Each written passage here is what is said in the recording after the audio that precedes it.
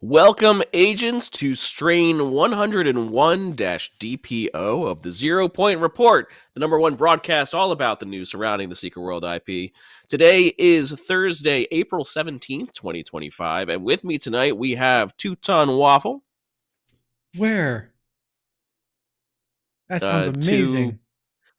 Two blocks, a Two-Ton Waffle? It does.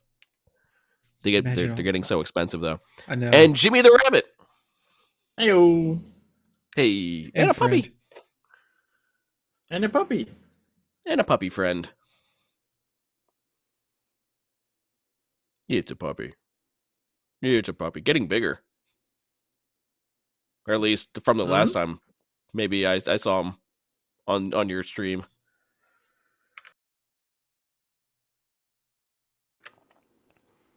We got a good bowl. Little bigger. Very good bowl. So yes, welcome. We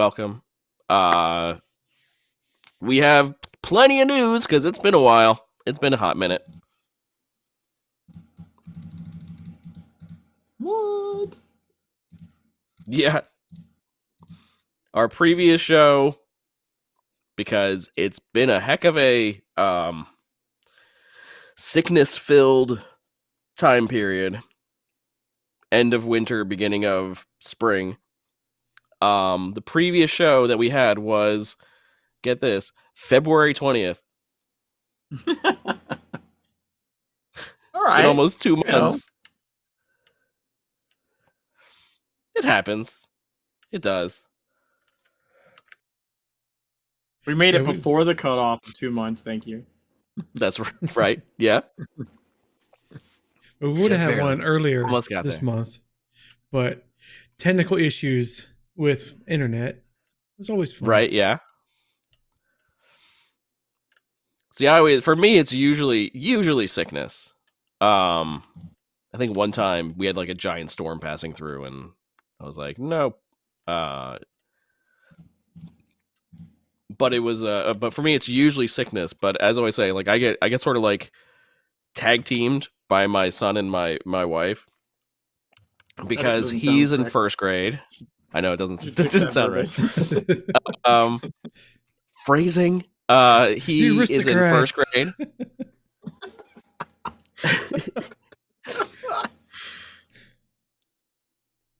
Anyway, he's in first grade, and my wife is an elementary school teacher, and so elementary schools are just germ factories. That's all they really do.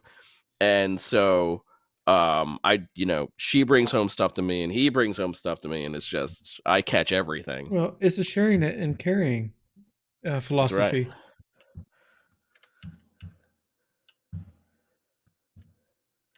Hi, Bomber. Sharing. So he was sick earlier in the week, and I was like, of course. I was like, how much you want to bet? But thankfully, the cold I had was just mostly last night and yesterday. So I still have a cough. I still have a stuffy head, but otherwise, good to go.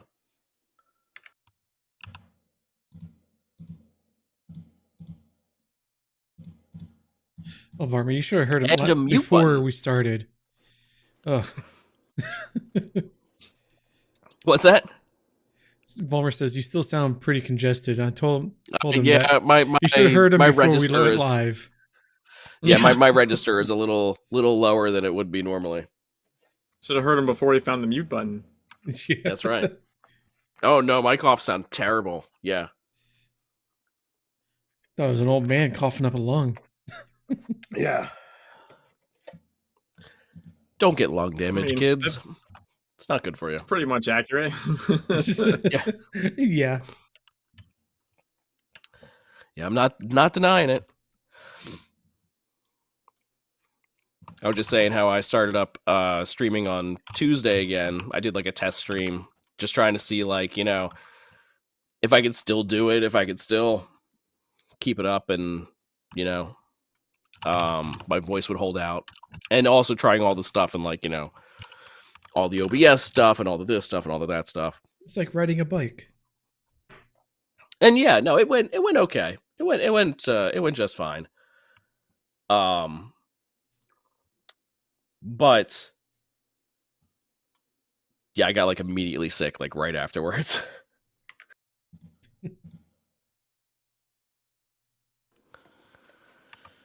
So yeah, now I have a nice mute button, so you don't have to hear the coughs. Well, it's all part of the show. It gets a full immersion. That's right. it's like you're standing next to a tuberculosis patient without any of the ill effects. That's right. Say, hold on one moment.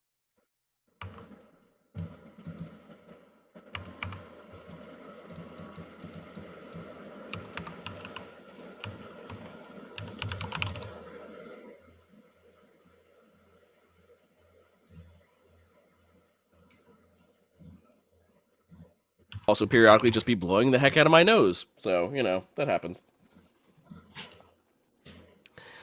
It's all good. Anyway, a lot of news has transpired since the last time we talked. Let's get right into it. Vomer, how you doing? Vomer's joining us. Anyone else in chat with us right now? No? If you're watching, go ahead and join us. Always good to see people in chat and talking. Out. And what's that? Lurker call out. Oh, I don't call out lurkers. No, I don't either. It's You wanna? Because you know why? I'm a lurker. I am a known terrible lurker. Let's see. We got Commander Root. We got Moobot. Stream Elements is in there. You can call them out. That's fine.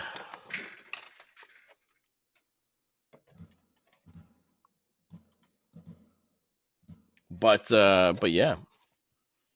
So, Secret World news, first and foremost, because it is the most important thing. The Envoys of Avalon came and went. They arrived March 17th. Well, the login reward started on March 17th anyway. Envoys arrived on the March 19th, and then it went through March 30th. Like clockwork. Well, clockwork except a couple days off. No, broken clock is right. Yeah. 2 times a day. That's right. Here's the thing: is I don't have any mention of them being late in any previous years, though. No, they were late. What are you talking about? They've been late for like many years. Well, they've been late during the. I have things of them being late for the autumnal equinox multiple times, going back to 2021. Being late for the spring equinox. I'm fairly certain none of the events that are supposedly auto-scheduled are actually ever auto-scheduled. Right. They're like, we created this auto-scheduler, and it never works. I don't think it's worked like one time. I was like, but yet the spring equinox. What are you doing? The spring equinox, I have as usually being like relatively okay. So I don't know if this is the first spring equinox that's been off the rails, at least for the difference, but who knows? It's usually the autumnal equinox. So, they were late. They were late March 2023 by 3 days. Okay. What kind of? So then I just did mark that one down. You all playing, right, buddy? We can blame it on the illness. Blame it on my notes. Blame it on the rain. Could always blame it on the rain. But yeah, they take their time getting here, but they did eventually get here. For the which one is this spring? 1, 2, 3, 4, 5th. the 5th time that the envoys have come around during the spring, which is interesting because it has only been around for 5 years. So, right, the first time it happened, they would have hopefully just been on time. And then every other subsequent time, maybe they've been late. Yeah. Because the envoy started in 2020. So yeah. So this was the 5th anniversary. No, 6th. The 6th anniversary of the spring envoys.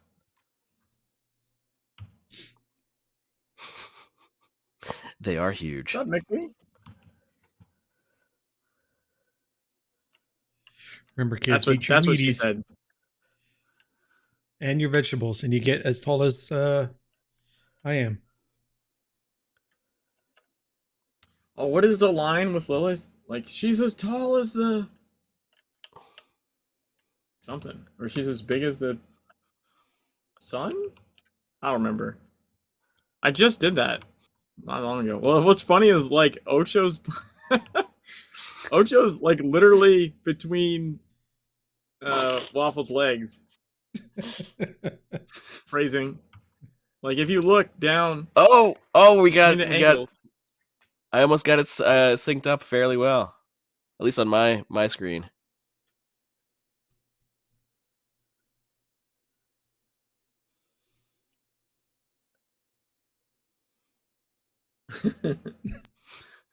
So, we're encompassing all the sizes, right? Like small, medium, and large. Yeah,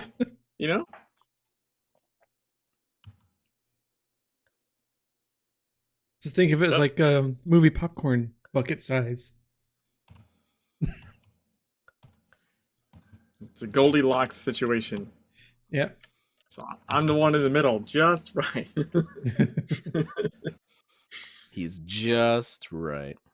This one is too small. And damn, that's a big bitch. Oh Lord, he coming. Lady Dimitrescu.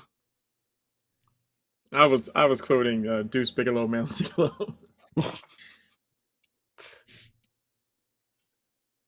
For those old enough to actually get that quote. Old 90s and 2000s movies. I remember the movie. You don't remember like he takes out the really tall chick, like her head is off screen, like she's just a fucking giant. And whenever they go out somewhere, people are always just like yelling shit. Damn, that's a big bitch. Like as they walk by. It reminds me, have you guys seen the Dungeons and Dragons movie? Yeah. Yes. Yeah. There's a pretty funny scene in that reminds me of that, where like the she's like, I need to go visit like, my spouse, or like, my his previous wife? lover. Yeah. And he goes back and it's like this like halfling to this like, really tall barbarian woman. And then and it's like, okay, that was funny enough. And then like halfway through is sort of like this other lady comes out and she's like, oh, how you doing? And she comes out and she's also this like really tall, like barbarian woman. It's like, okay, that got me. A wing show? What's your true colors?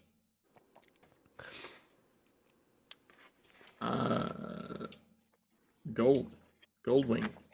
Mine's blue. I forget what mine are. I mean, I expect Waffle to have waffled and therefore have blue wings. Well, let's see. I got blue. I've got gold. Is blue where you have black wings, dude? Black wings, dude. Waffle. It's a combination blue of all like colors.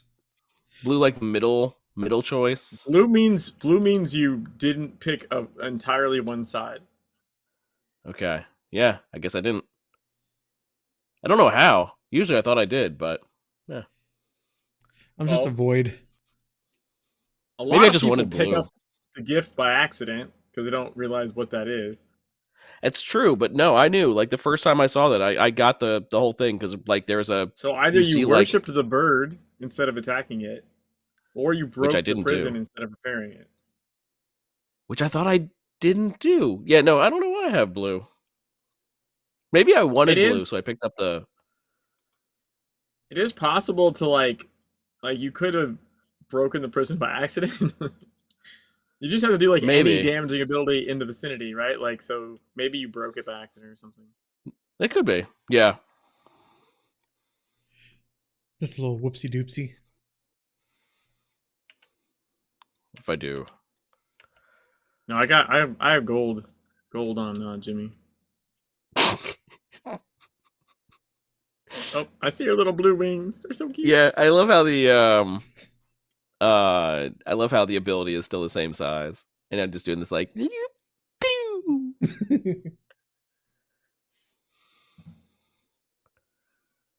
So not only do we represent all three of the factions between us, we also represent all the different wing colors as well. Interesting.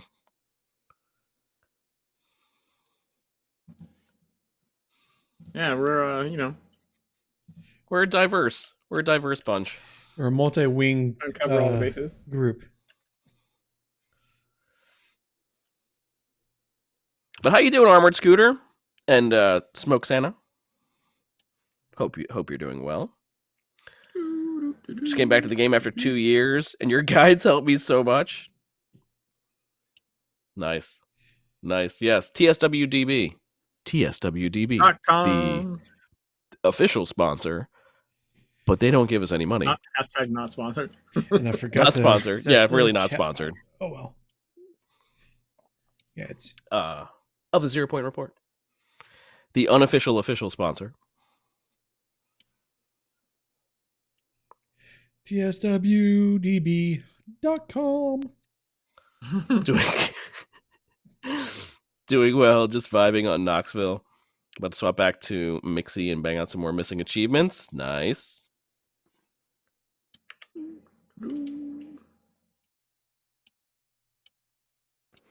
Always good. Even I still have some achievements I still need to get.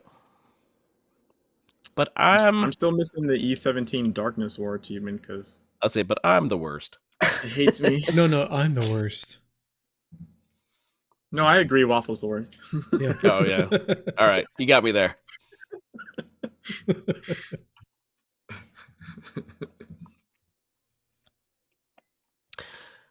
Anyway, there's been a lot of news. We have ad block. Go away.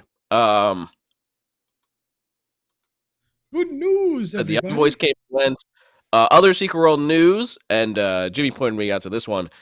Chemish on the forums had quite possibly one of the largest giveaways and largest events and largest giveaways that Secret World has ever seen. The amount of stuff that Chemish gave away to one recipient. To one person on April 20th, will give away, is absolutely massive. Their forum post says, "Welcome to the my biggest giveaway yet.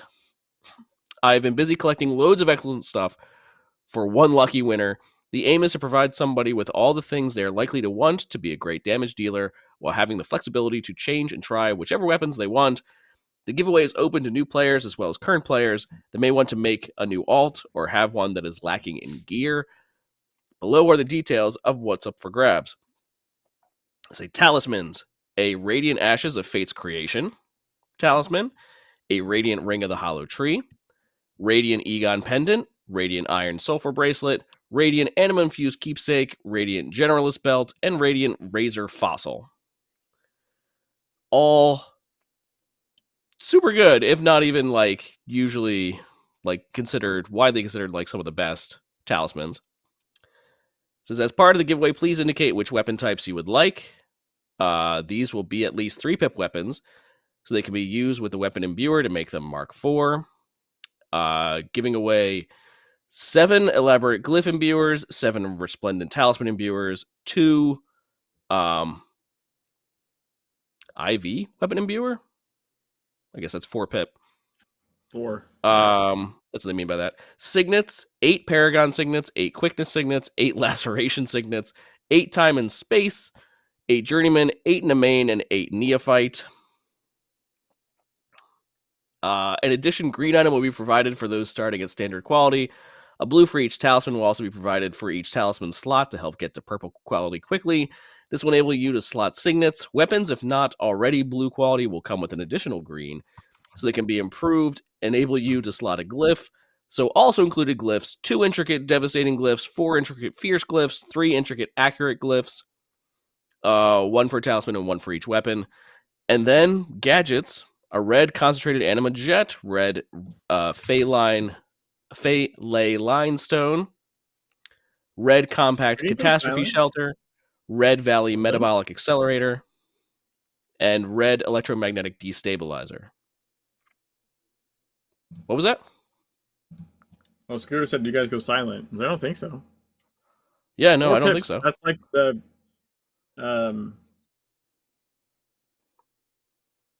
that's the dots on your equipment. Yeah. Mm-hmm. Indicates the power. They just have it marked as 2 IV weapon imbuers. So I was like, oh, I think it's just the 4 pip weapon imbuers. It's 2 Mark IV weapon imbuers, yeah. Yeah. Then catalysts. These provide bonus XP and should be used with 4 other XP distillates of the appropriate type. Just a whole bunch. Not going to go over those. Just a whole bunch. Shocking Steps Sprint, Gatekeeper's Touch Sprint, a number of agents for the agent system. 12 agents for the agent system, 200,000 marks of favor, the evil laugh emote, 100 bags of St. Valentine's, or Valentinus, really. They will provide 1 purified talisman distillate and 1 purified weapon distillate per bag, which do not require anima shards to use to help level up the weapons. Then on top of that, 96 Kaiden C containers, 40 B containers, and 16 A containers. Containers. And then, in order to slot all the signets, I'll help run some mega bosses and regional raids so that you can rank up your signets. So, yeah. Like, have we had a bigger giveaway than this? Like, maybe for, like, a physical item? I mean, I know Meta did a really big one, a year ago or something? Like, where they did, like, the Mega Boss Marathon? But yeah. I don't think it was as big. And also, I think it was spread amongst a lot more people. So just as far as, like, the amount, like, a single person can walk away with is kind of insane. Mm-hmm. And it did. The winner was Mr. Fry. Mr. Fry has won all of that. Mr. Fry is my father. Call me Fry. Just call me Jim Fry. I don't know. Call me Small Fry. So yes, so there will be a live stream on April 20th, 2025. So 3 days from now. What is that? Saturday? No, Sunday. So it'll be on Easter Sunday. When the mega bosses have risen. And then fallen. Oh, that was pretty good. That was a good one, yeah. No, I appreciated that. Mr. Fry's going, shut up and take my money, except it's free.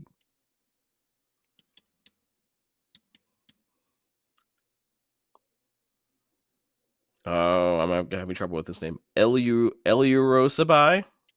Eliurosabai? Welcome. After an 8-year hiatus, amazing way to be back in the game. Nice. I was the first runner-up. Was super excited and I'm grateful. The first runner-up. What did you get? Did you get anything for being the first runner-up?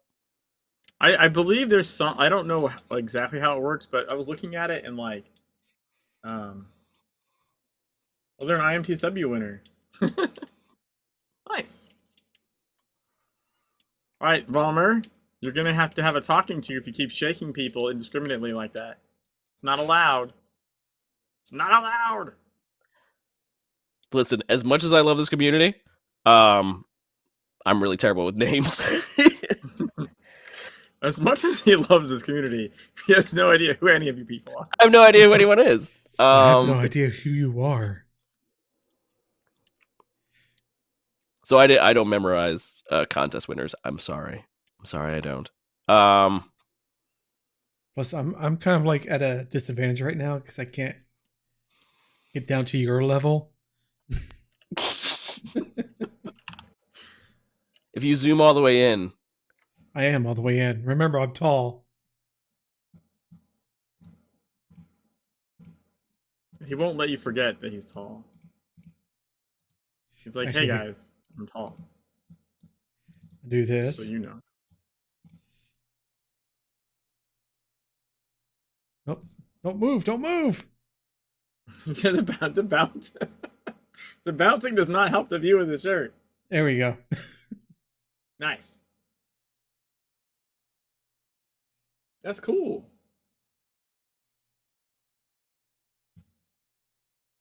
What's that in the middle? Is that?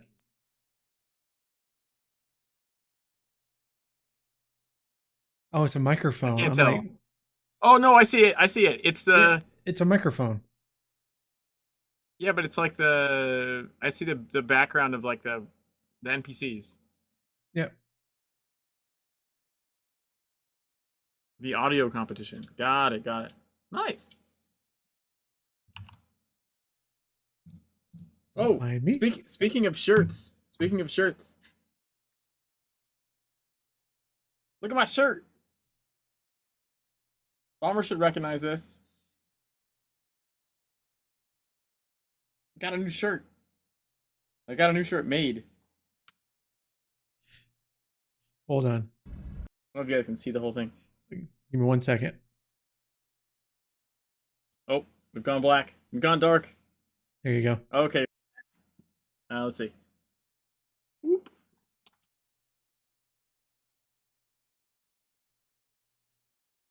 Look at how good that turned out.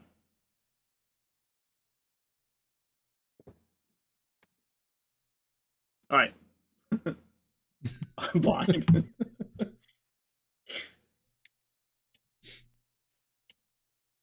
It turned out way better, like even I could have hoped. Oh, it might have been affecting the color a little bit.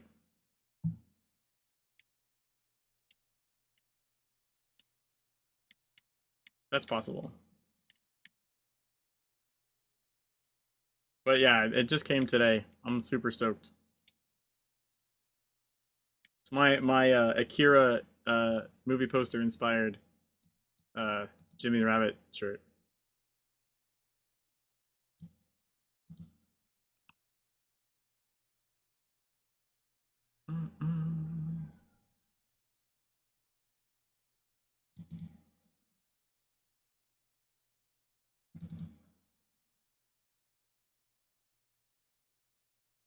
Mikey, you're talking and I can't hear you. How about now? Yeah, yes, I can hear you. Okay, sorry. I haven't heard you since this camera switched off me with the shirt, so I haven't heard you since then. So I'm just FYI, it's probably been 30 seconds or a minute of before I noticed. That's interesting because I don't remember touching it during that time period. Anyway, hold on, gotta do it again.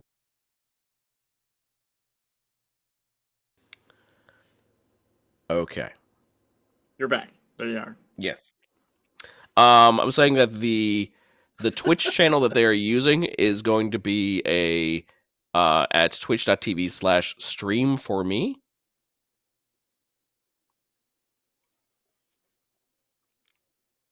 Right? That's what they listed.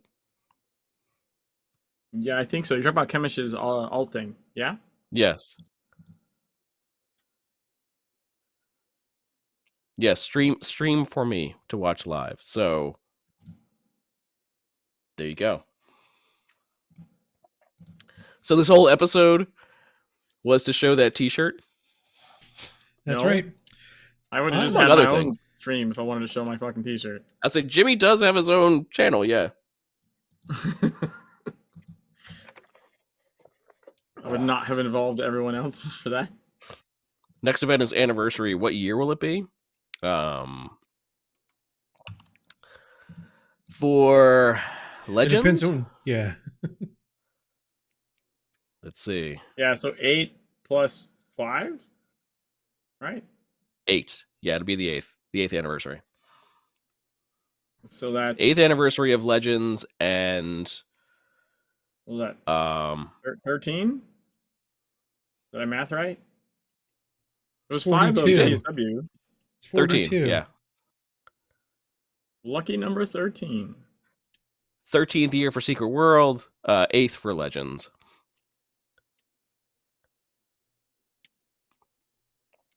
And if anyone's keeping track, which apparently I am. 2 years I forgot I had this up. Probably.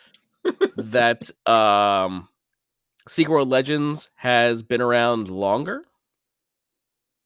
I mean, TSW is still up, obviously, but from active. TSW's launch to SWL, it was 1,800 days, and since then, Secret World Legends has been around for 2,800 days, give or take. Suck it, TSW, motherfuckers.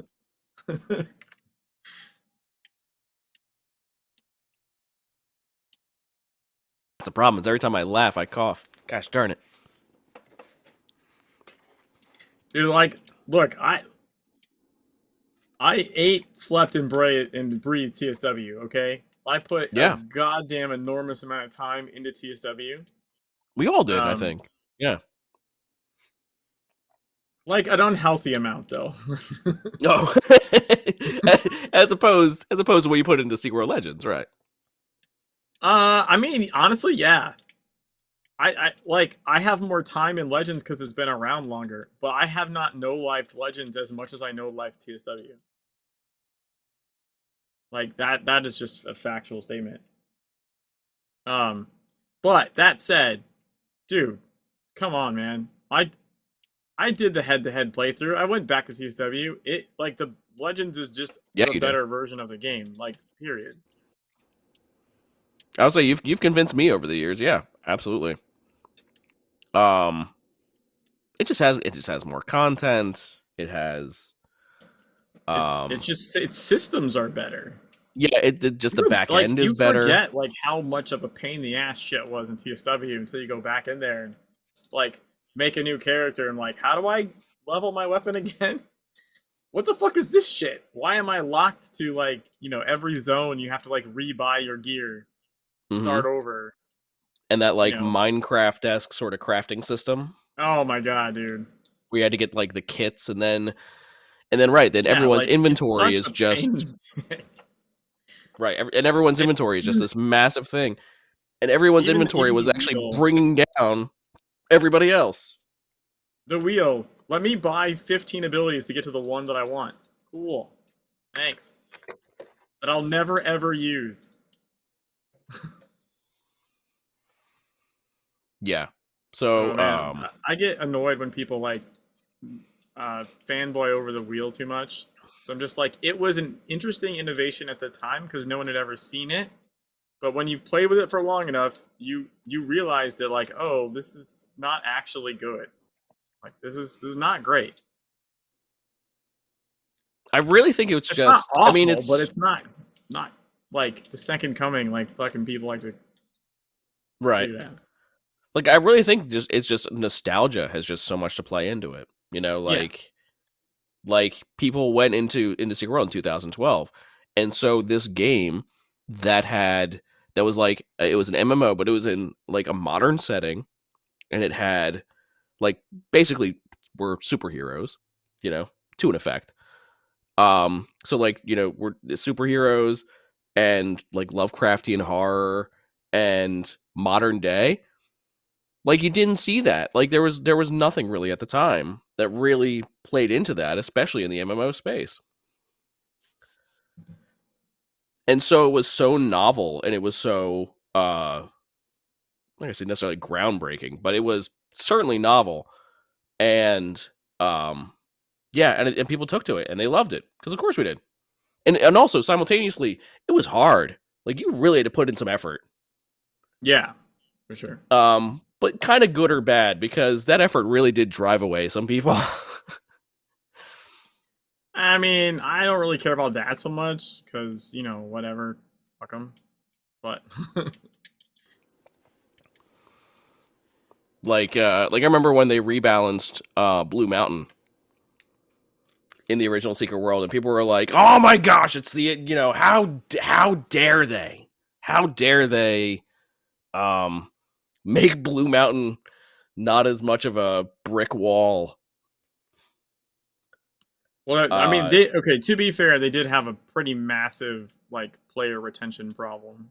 Yeah, they did. Yeah, and mostly they found it happened around Blue Mountain. So they had all the back end data for that. They knew what was going on. Yeah. Well, part of that was because, and this was, I think, honestly a problem in TSW. Like they had interesting mechanics on all those enemies, right? Mm-hmm. But like the only way to find out those mechanics and figure out how to deal with them was to just die to them over and over again, because like you couldn't even see them. It's, you know what I mean? Like half the time you had to be in combat with the thing and then mouse over the thing while it's killing you to like figure out. Yeah, because it would have like the little pop up that's like, oh, by the way, this is immune to knockback, and then every time you impair it, every time you cleanse, you're gonna put a dot on yourself and kill yourself. So maybe don't cleanse. You know what I mean? Like right, shit like that. Like the problem with that stuff is like some of the time there was a way to see those ahead of time, right? Where you could like literally, be at range, kind of mouse over the enemy and like see it, like assuming you thought to do that. But a lot of times shit wasn't even like active until they were in combat, like you triggered something, right? Mm-hmm. And so it was not fun dying to something over and over again when you have no idea why. And then you realize, oh, there's a thing, but I can't see it. So you have to go die and then try and like mouse over quick enough as you're dying to see the thing. And be like, and oh, that's what's happening.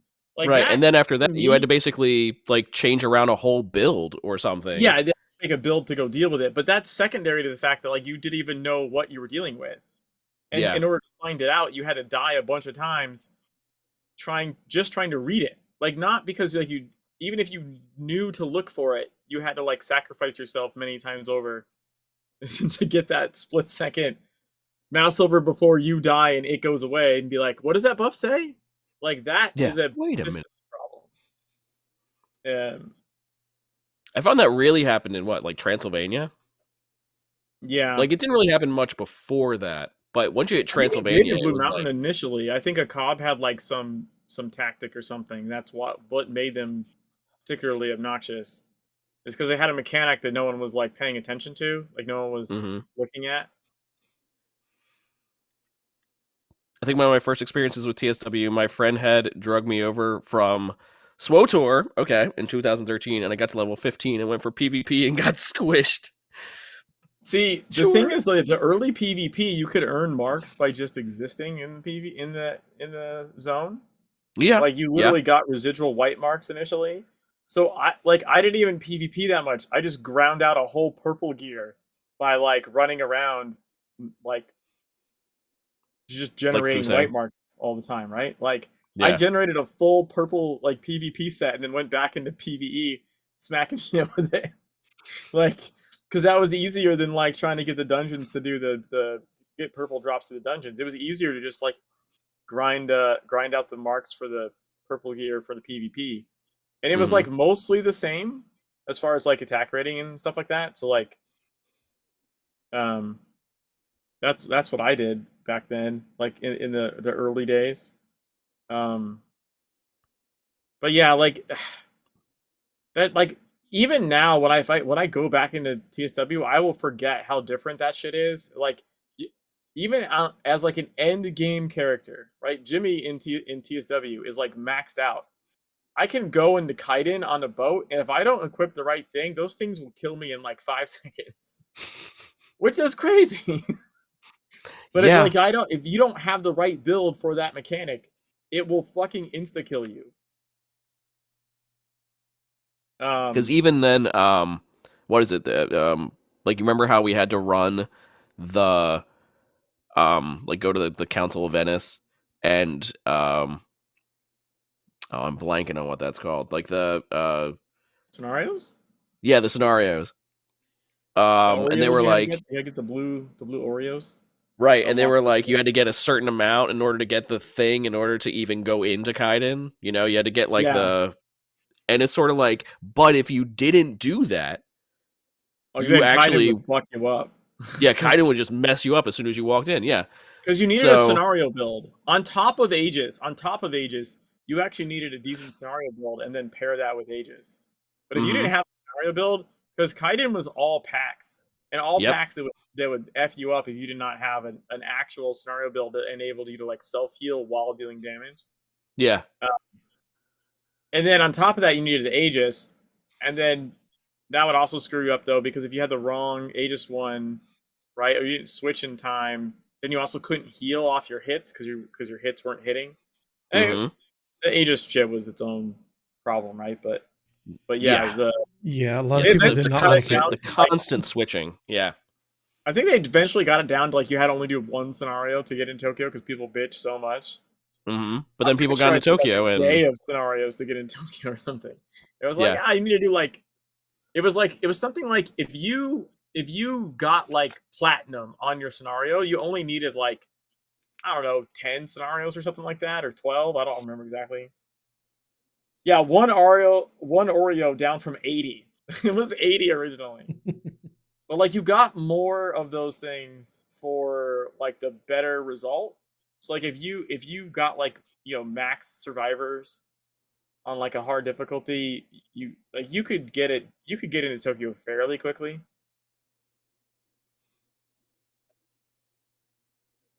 But it was a question of whether you survived then in Tokyo fairly quickly. Yeah. Well, but the thing is, you were better equipped, right? If you could do those scenarios that quickly, it means you had a decent scenario build. So then you probably were okay. But if you only did like got your one token and then got in there, like. Also, you remember like you could get the rogue token, like you could pay a bunch of packs for the cheat, or like the fake way to get in. Which was a real thing, and I believe it's one of those things that they were tracking as well. So, like theoretically, in the future, like that could have had some impact, kind of like wing choices, like the fact that you got into Tokyo, the fact that you cheated, and like was like a stat that was recorded or something. But also, if you did that, like you just get fucking obliterated in Tokyo. You wouldn't know what you were doing. But like. And just to be clear, I like difficult things. I like difficult mechanics. The problem with them is they weren't communicated well, like at all, right? That was my problem with it. I remember when the Penthouse, mini Aegis dungeon first came out, and we were like throwing ourselves against that, like meat into a blender, and like we're just dying to see the buffs and debuffs. Like we're literally just. Not even trying to win the fight, just going in and dying, trying to like read the things. That's just, I don't know. I feel like that's dumb. That's not a. It's not a good way. Not necessarily a fight to be designed. Yeah. Said Armored says still the best chain quest is Vanishing of Tyler Freeborn. I agree. I love Tyler Freeborn. When that came out, it was like, oh my gosh. So good. And right, the fact that they that Legends basically integrates all them into the story, into the, so instead of like ending Egypt with or at least ending Scorched Desert with the train mission. Like that's a great cap for it, you know? And then going into City of the Sun God and then doing all that. Right, without all that, having to come back. So it's good, yeah. They integrated everything into that. Except for Tyler Freeborn for some reason. Tyler Freeborn's actually not integrated into the Kingsman storyline. I mean, it's not integrated directly, but you can play it at level. You can play it. It's geared for that level, right? Like that is way better than, you know, because that was also a weird thing in TSW is like I remember being in Blue Mountain and like, oh, there's this mission and it says nightmare difficulty. I'm like, yeah, whatever. I've cleared nightmare difficulties before, right? And you go in there and like you're like, holy shit, and it feels bad because you want to complete what's in the zone in front of you, and then you can't. Yep. Because it was not intended to be done until after Transylvania, right? Like all those DLCs were post Transylvania. Mm-hmm. Or we're supposed to be, yeah. No, they were. I want to say like Tyler Freeborn didn't come like you were supposed to have finished. You're supposed to finish Transylvania, yeah, and then gone back, and then you went back and revisited the zones with each issue, right? So 6 was like, hey, revisit Kingsmith with this chain. 5, and then 6 was revisit, Egypt with this chain, and then, 7 was the Bond one, revisit Transylvania with this chain. So yeah, they weren't intended to be done until like after you'd already beaten Transylvania. So I want to say that I did the train mission in Scorched Desert, like well before I hit Transylvania. And it was just the hardest dang thing. Yeah, exactly. We're just getting steamrolled time and time again on that one. And I was like, no, I'm gonna do it because it seemed possible. So I'm going to do it. I remember being at level in Blue Mountain and trying Tyler Freeborn, and I actually made it through the chain, I think all the way to the last part, like the last mission where you go into the fog. Mm-hmm. And then it took me for fucking ever to get past Andy and Sheriff Bannerman. Like hours. I could not get past those fuckers. Because there was like so many levels above me, right? Yeah. I finally got past them, and then I think I'm trying to remember. I might have got past Norma. I could not. I don't think I could get past Hayden and Montauk. Like I just couldn't. Like it was not possible. Okay. I had to come back. Yeah. So no, I came back to Tyler Freeborn much later, but yeah. See, nowadays though, if I were to go back into TSW, I could totally do it because I would just swim around the level to the back. Be like, haha, screw you.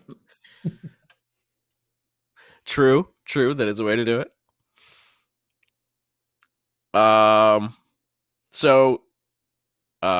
Besides from the biggest giveaway ever,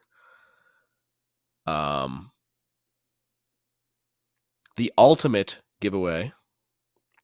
Jimmy, you've been going through multiple challenge runs yourself. You're now going through the 0 Point Pat challenge run, and you finished up Desolation Jones pacifist run. Yeah, the second pacifist one. Finally, fucking Akhenaten, son of a bitch. Now, how did the pacifist run work? Like, what were you primarily using, and what made it different than your first pacifist run? I mean, the main thing that made it different is they've changed like half the abilities that it used. For example, immutable doesn't work the same way at all anymore. You just can't use that, and that was a big ability for the first one.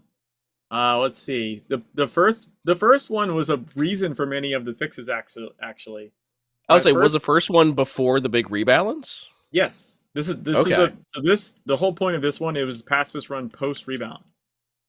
Which they weren't. The part of the reason I'd never tried to do it until now is because it wasn't supposed to be possible. Like I had talked to Marvell. My pacifist run was the reason for a bunch of patches, like a bunch of fixes in the rebalance. Right. Okay. Because, like, for example, the Bristling Rage Reflect passive from Hammer didn't actually require you to have a hammer equipped. So I was able to run Blood Chaos on the first passive's run and get the Bristling Rage hammer passive doing reflect damage at the same time, right? And now there's this little line on the passive that says requires a hammer. You know? So like they're like, whoopsie. That's a fairly massive difference. Is I couldn't do chaos and blood and hammer. I had to like pick one and like lose out on damage from one. Mm-hmm. But like the other thing is, you know, like signature abilities are a thing now, right? That wasn't a thing before. Right. So the hammer signature ability used to be an AoE taunt that did not do damage. So I could use it. No such thing anymore. Yep. No such thing as an AoE taunt, which is problematic for like a lot of different reasons. You know, not being able to AoE taunt things is a problem. Without, you know, since like, so I would have to like tank that's pretty standard in most games anyway. Well, so like I could use the agitator gadget and I could, because that doesn't do damage. I could aggro a thing, but like I couldn't AoE taunt. Couldn't taunt a whole bunch of things, right? Which is a problem for like defense wave missions, for example. Mm-hmm. You know, like Edgar's, you gotta like defend the barricades. Mm-hmm. So I'm not allowed to use the barrels because that would do damage. Okay. I need to somehow get all those waves of Drog to attack me and reflect damage, kill themselves, but I don't have an AoE taunt. That's a problem. So you have to go to each individual one and be like, your mother sucks, and go to the next one and be like, your dad's that's like a 30-second cooldown. Right. I did eventually, as Vommer points out, figure out heal threat is a thing.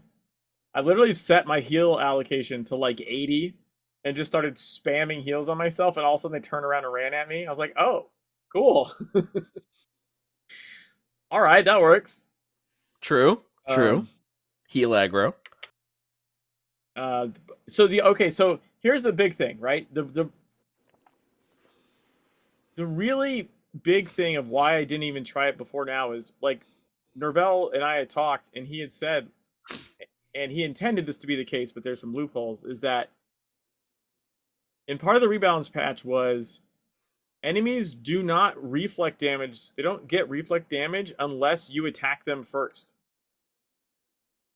Okay. Which just kills a pacifist run like dead in the water, right? Like I would have to damage you for you to take reflect damage. That just means you can't do that anymore. Right. However, there's a couple of minor things that affect that. One is he didn't think about heal threat, because apparently heal threat actually counts as you activating an ability, which isn't damage, but I guess are targeted by the ability, so it counts it as aggroing them, and so they'll take reflect. They'll take reflect damage just off the soft targets all the enemies around you, sort of. Like I guess in that instance, like you're saying, there's not doing damage, but I think what's happening, like code wise, it's like it's reading that you targeted them with an ability or something, and so like I don't know. Even though you're basically healing yourself, basically. Yeah. Yeah. They're being threatened by your heals, and somehow that triggers. But the big one, the first one I figured out, like on my testing on Jimmy, was Blood has a passive called Shroud of Retribution. So Blood has like the blood barriers, right? You can put like a shield on yourself. And the passive says your barriers are covered in retributive runes, right? So it makes your barriers stronger, and it makes them cause damage to attackers. That's the key word. Cause damage.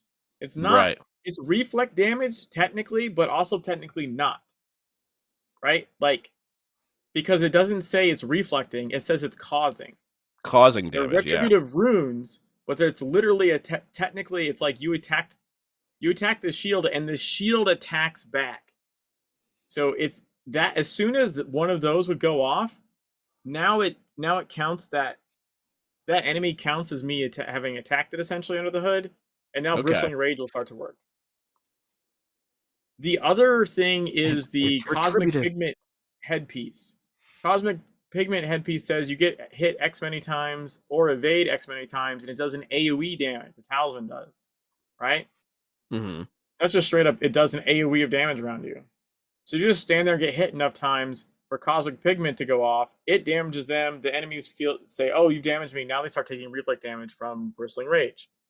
Bristling Rage is the most reflect damage you can put out, but it's also the one that actually requires that you have attack. But there's multiple loopholes that weren't figured out. I was saying LOL and me doing bash them in the face with whatever I could equip runs. Yeah. So Jimmy's very inventive about his runs. At this point, I have to be.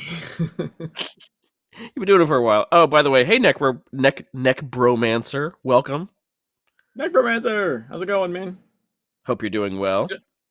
So yeah, essentially, the pacifist run was not supposed to be possible anymore, right? Like, intentionally so.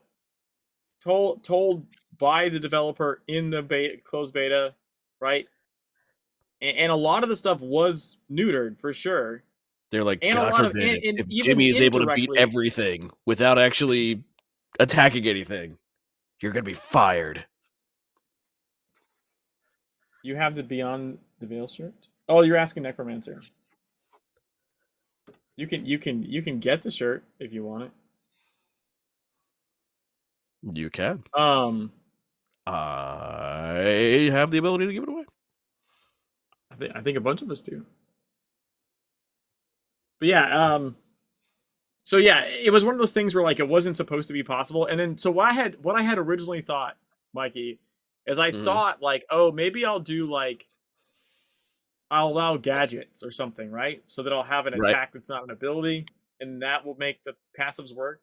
And I did a stream where, like, before I started the run on Jimmy, where I was just testing stuff, and all of a sudden realized, wait a minute, this shit's more doable than I thought. I was bamboozled.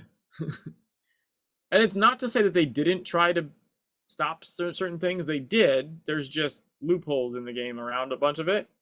Mm-hmm. So a lot of the old stuff still works or works in some fashion. I would say the other big thing though is that straight up a lot of abilities changed, and so I could not use the same like tech from the first one.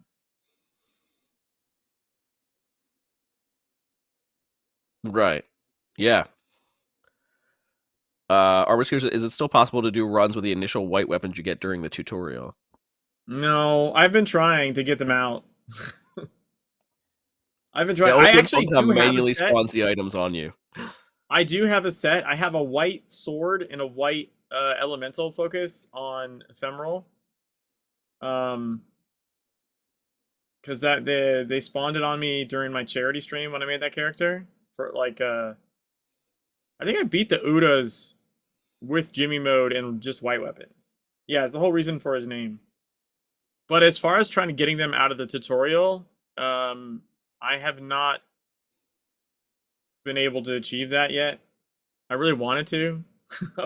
If I could have done that, you'd be seeing me doing that run right now. I tried.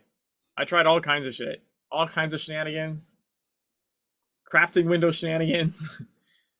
TSW crafting window shenanigans. Did I ever use the hot plate? I don't remember now. I might need to go try that. The hot plate? I don't think I know that you could put stuff in there.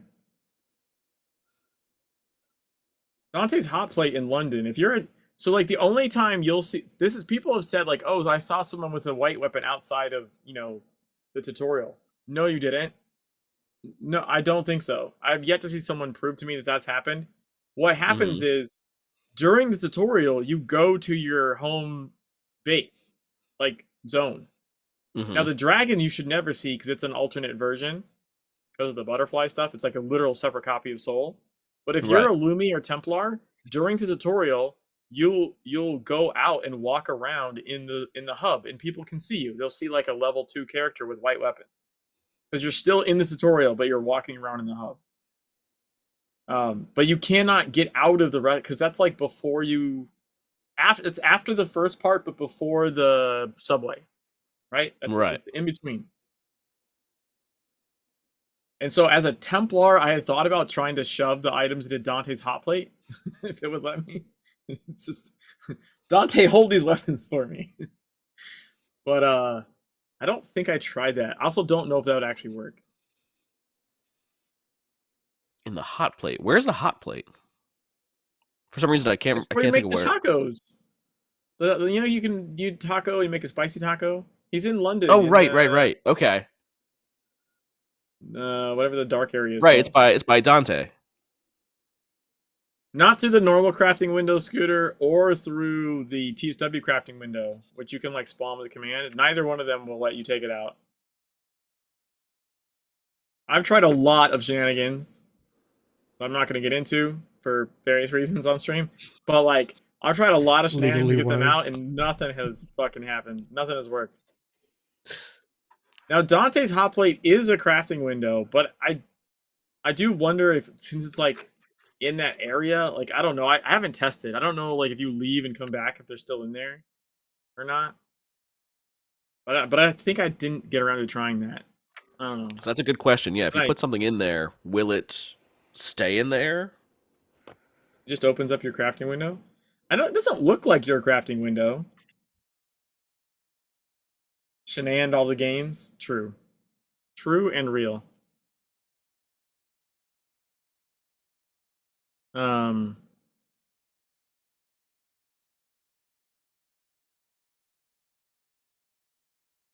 Sorry, excuse me.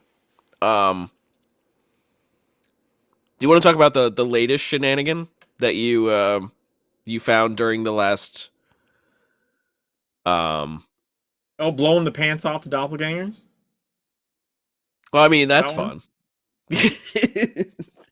having naked doppelgangers show up. No, shoulder tackle. Oh yeah. Shoulder. I mean, I think Vollmer was there for that one on stream. Shoulder tackle breaks Akhenaten.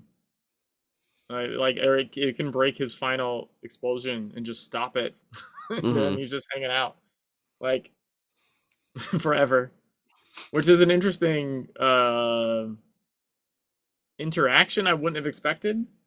Right, because it just means it's sort of like he doesn't have anything programmed after that. He doesn't have anything. You can't impair him. Like I tried. You can't use like Bashosian gadget or any of that. Like you know what I mean? You can't use normal impairs on him. They don't work.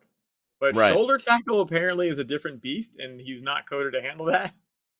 It just means what? Like shoulder tackle is just not considered an impair. It's considered something else. It moves him, I believe, is the difference, right? Like it knocks them backwards. Yeah. But see, the knockback is normally like Bashosian does knockback, but that doesn't seem to work on him. There's something different about how it works. It's one of the knockaways. Yeah, but he was so shocked that somebody just body checked him. His brain blue screened. Yeah. Yeah, that one was interesting. I got some cool pictures with that because he was just standing there for a while. with by the way, with like the beams still going to him, like the beams got like the convulsing tendrils, like just hanging out. He just never exploded. He's like, nope, I don't know what to do now. Yeah, he's like, I'm shocked. I'm in shock. Yeah. Mike was saying before the stream, I'm not sure. I mean, I don't think anyone has used shoulder tackle enough or in enough odd scenarios to really discover all of its brokenness. It probably can break other things in the game. I just don't know what. Well, kind of like pacifist, right? Like the reflect. Like I figured out that the Flappy that fly like in the penthouse, the Flappy they like goes up and flies around dropping filth. That if you just stand in the filth, it reflects the damage at him while he's in the air flying around. Like no one does that shit. No one figured out that was a thing. You know what I mean? I will say that was like one of the most fun parts about that challenge was literally just you play at the opposite of every DPS encounter. Every DPS encounter is don't stand in the things. Fastest playthrough is go stand in everything as much as possible. Yeah, stand in everything because it will reflect everything. Yeah, there's few occasions where, like, for whatever reason, the AoE or thing is its own entity and isn't tied back to the enemy, so it won't reflect. But like 99% of everything just reflects back on the caster. So yeah, I did Dark Agartha on him. I needed the time extender, but I did beat it. I did Dark Agartha, and it was literally like all the fire, stand on all the fire. All the fire is great. Oh, this is fine. Has never been so perfect for like that. Like, I was like, yes, fire. You know, if only we still had the Gatekeeper fight around. Gatekeeper in Dark Agartha does like the giant yellow AoEs you usually have to run out of. I was just like, oh, stand in this. Aha. Yeah. I just remember from TSW the Gatekeeper fight in that. Like, if that felt like, to me, like, once I beat the Gatekeeper, I was like, that's it. I'm done. Like, that was like the top. Like, well, once you beat the Gatekeeper in TSW, because it was like stand in anything and you just got obliterated. Like anything, just stand in it and it just killed you instantly. Vomer says, Filth Reflect is how people killed it during the original Whispering Tide. They whipped out their chainsaws and stood in the filth and murdered the air-bombing birds of the 0-point pathogen. That's funny. And they fixed it. And then it was fixed. That specific iteration of it. Yeah, they were like, don't do that. Stop doing that. I tried to break the game so technical and only got this nostalgia t-shirt. Wait, I made that shirt too.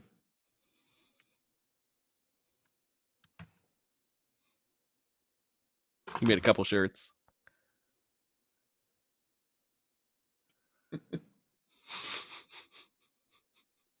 Does it say crummy? It does say crummy, yeah.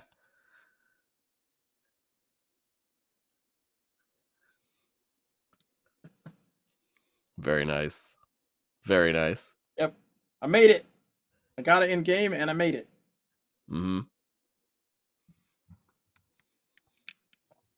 I would say Funcom is like, oh my gosh, you can't do that. But, you know, I really don't think they mind at this point. I don't think I have. I think it's under GM shirts, right? Is this a merch store stream? I mean, we don't have a merch store, but here, Waffle, you can see my in-game version of the shirt.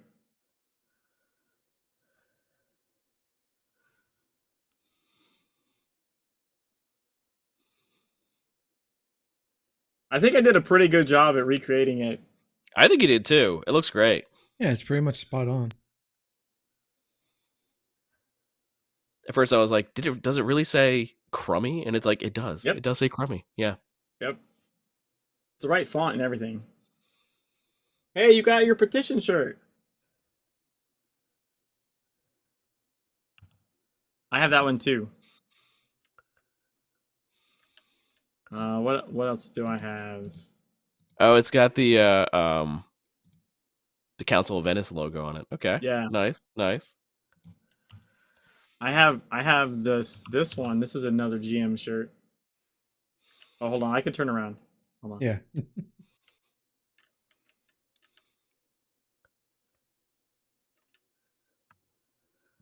Virunga National Park.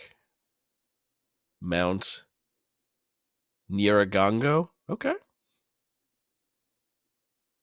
It's a nice little t-shirt. Hey, Cricket. I love seeing the different shirts. Let's see. So I don't think that I have any fun shirts, but I never really went seeking them out.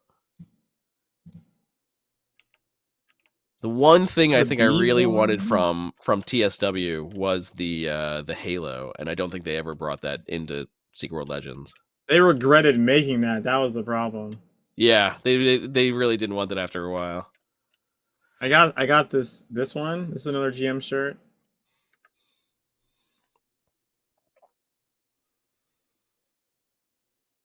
What is that one for? Wait. That's just one of the GM shirts. Okay. Yeah. Who? Yeah, wait. Who is that one for? Is that Roybus? Yeah, because of the T on top. And then I got, obviously, we got the Andy shirt. Right. Yes. No, I have that one. I think I have both Andy's and Nicole's. Yep. And then they got Nicole's shirt. Right. And then I think the only other one I have is, I have the petition one that Bomber has, and I have this bees one.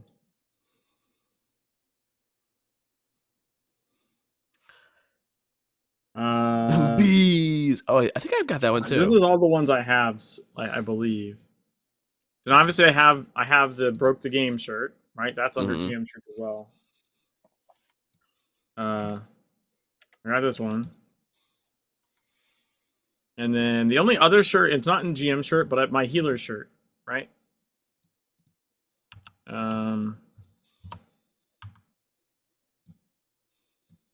This one. This is my quote from Occult Defense beta test. Guys, I'm a healer. We're gonna die. That's when we were testing Occult Defense, and I realized that we had a tank, like all DPS, and I was pistol with clean slate, and I was like, I have the only group heal. I was like, guys, I'm a healer. We're gonna die. Be like, if you make me the healer. So we were testing Occult Defense. We were in voice with Nervel, and like apparently Nervel, like, I don't know, had it open or whatever, because one of the artists like overheard that happen, and then apparently immediately started making this shirt. He's like, love it. Great quote. Can't beat that.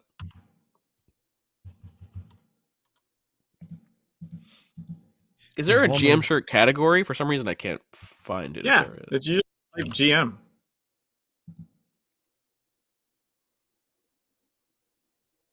Oh, there it is.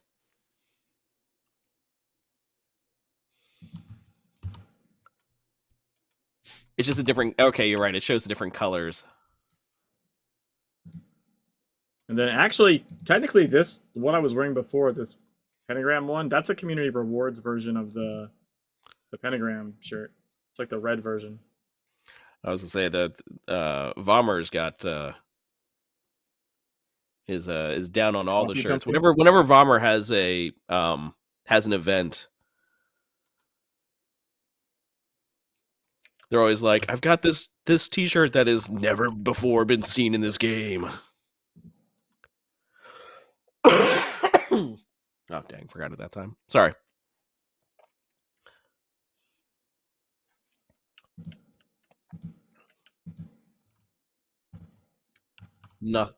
Nasso's Coffee Company.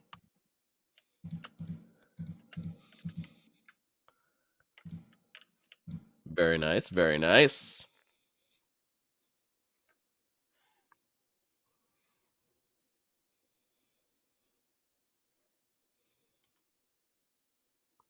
What'd you say? I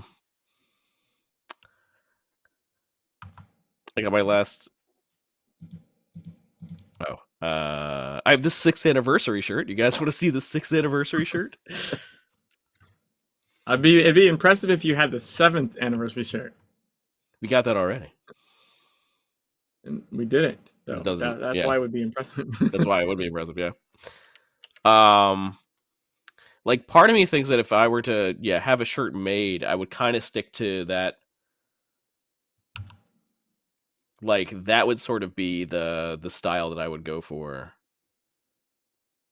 What do you mean? Wait, where are they? Where did the anniversary shirts go? Oh, I know. I see what you mean. The anniversary shirts style, you mean? Yeah. That, like, it's a joke, Scooter. They didn't make a 7th anniversary shirt. Yeah, they've only made up to 6.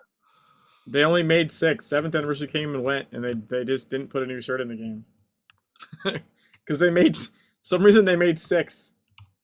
And then they made 6 like at launch, put them in the game. They never added any more. So 7th came and went. This year will be 8th. And I'd be surprised to see a shirt this year. And more likely going to be the same. It's the secret shirt. Secret shirt. Or they come up with their own 8th shirt. Yeah, you didn't miss anything. This year they're gonna hear that and they're gonna be like, okay, we're gonna make a 7th and 8th shirt just for this year. It'd be 7/8. So it'd be like a 7th, 8th. Are there any? Now I want to know. Are there any shirts that like look like an 8? Oh, I have the Alienware shirt. I forgot about that. As far as like odd shirts go.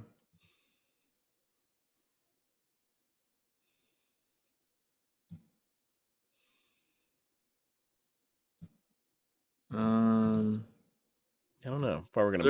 Is there any clothing that like has like an 8 on it, like a number? Like Dragon has 35 on it. So, set for the 35th anniversary. You know what I mean? Just wear the Dragon basketball jersey for that one.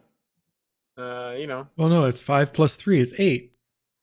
Oh shit! You're right. Goddamn, I didn't even think of that. I could wear that this year. Just constantly switch between the 5th anniversary shirt and the 3rd anniversary shirt. No, no, he's right. The Dragon basketball jersey says 3-5, so you just add them together. That's 8. That's 8. You're right. It's 8. Yep. That works. See, they planned it. It is something the Dragon would plan, to be fair. The devs are secretly I got the celebration shirt with the fireworks. See, we're into in the shadows to release 6 years of cosmetics at once. Listen, I mean, you never know. That's sort of the way that Funcom operates with its older games. Like they've even thrown stuff into Age of Conan and what's the other one? Anarchy Online. Like they've even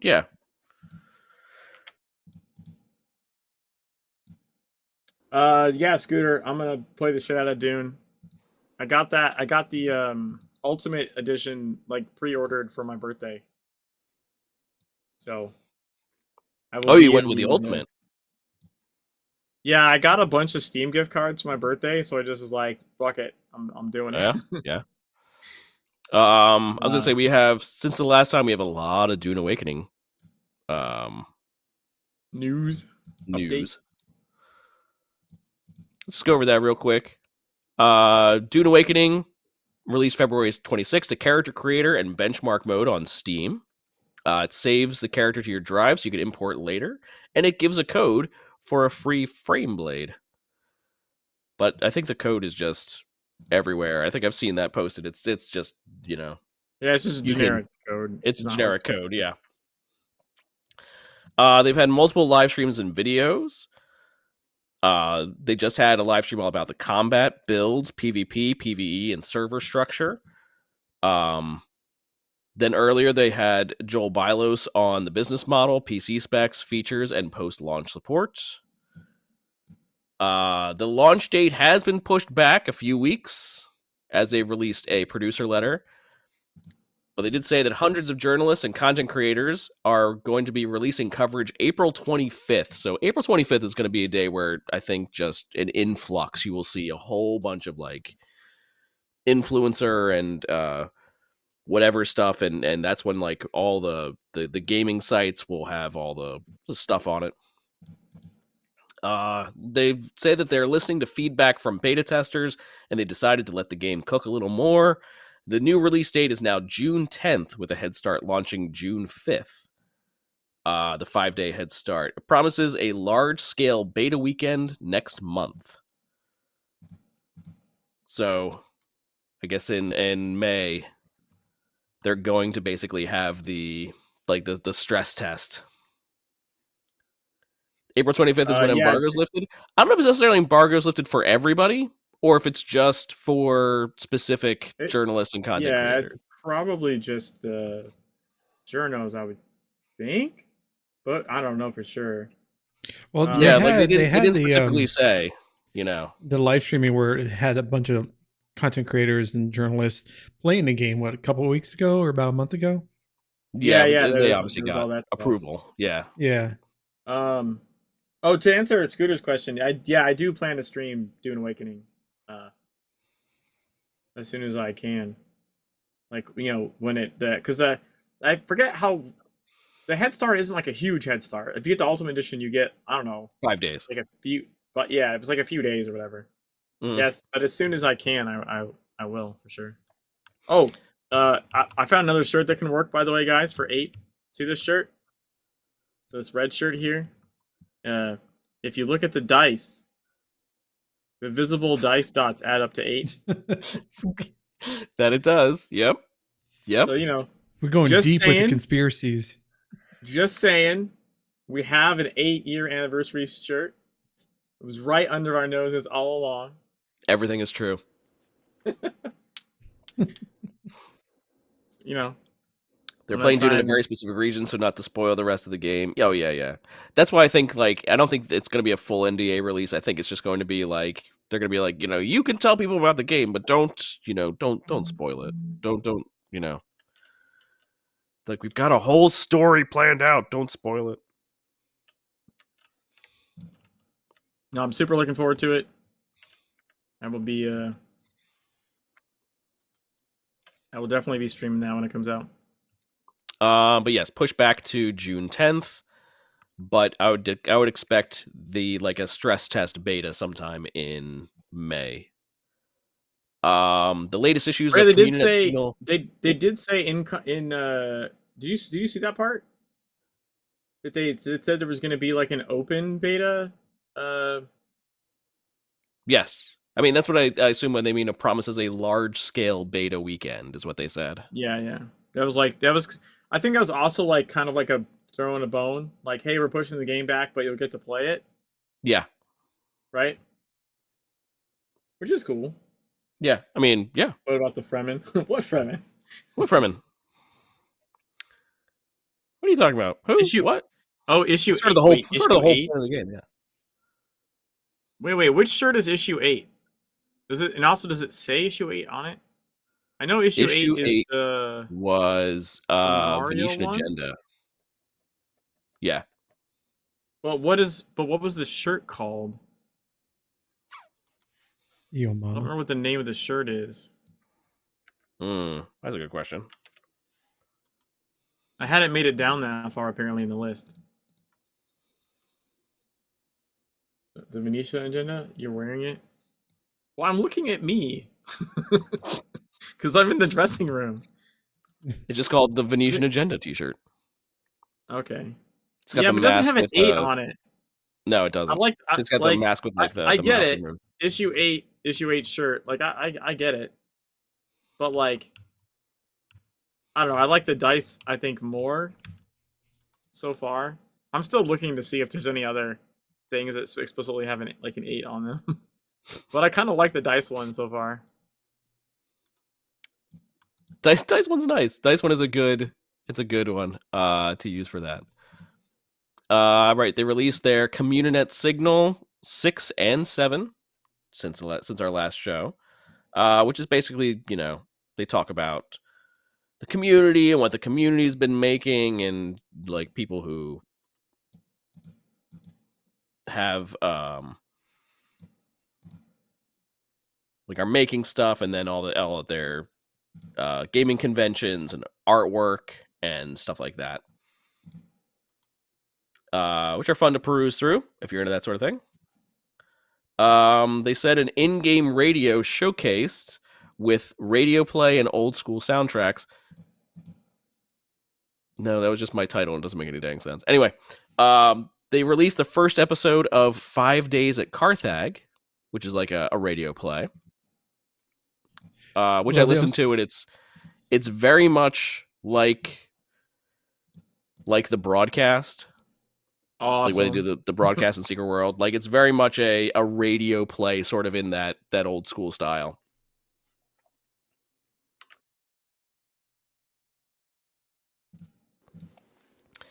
And then, I think, did they announce this on April Fool's Day? but I think it's actually happening.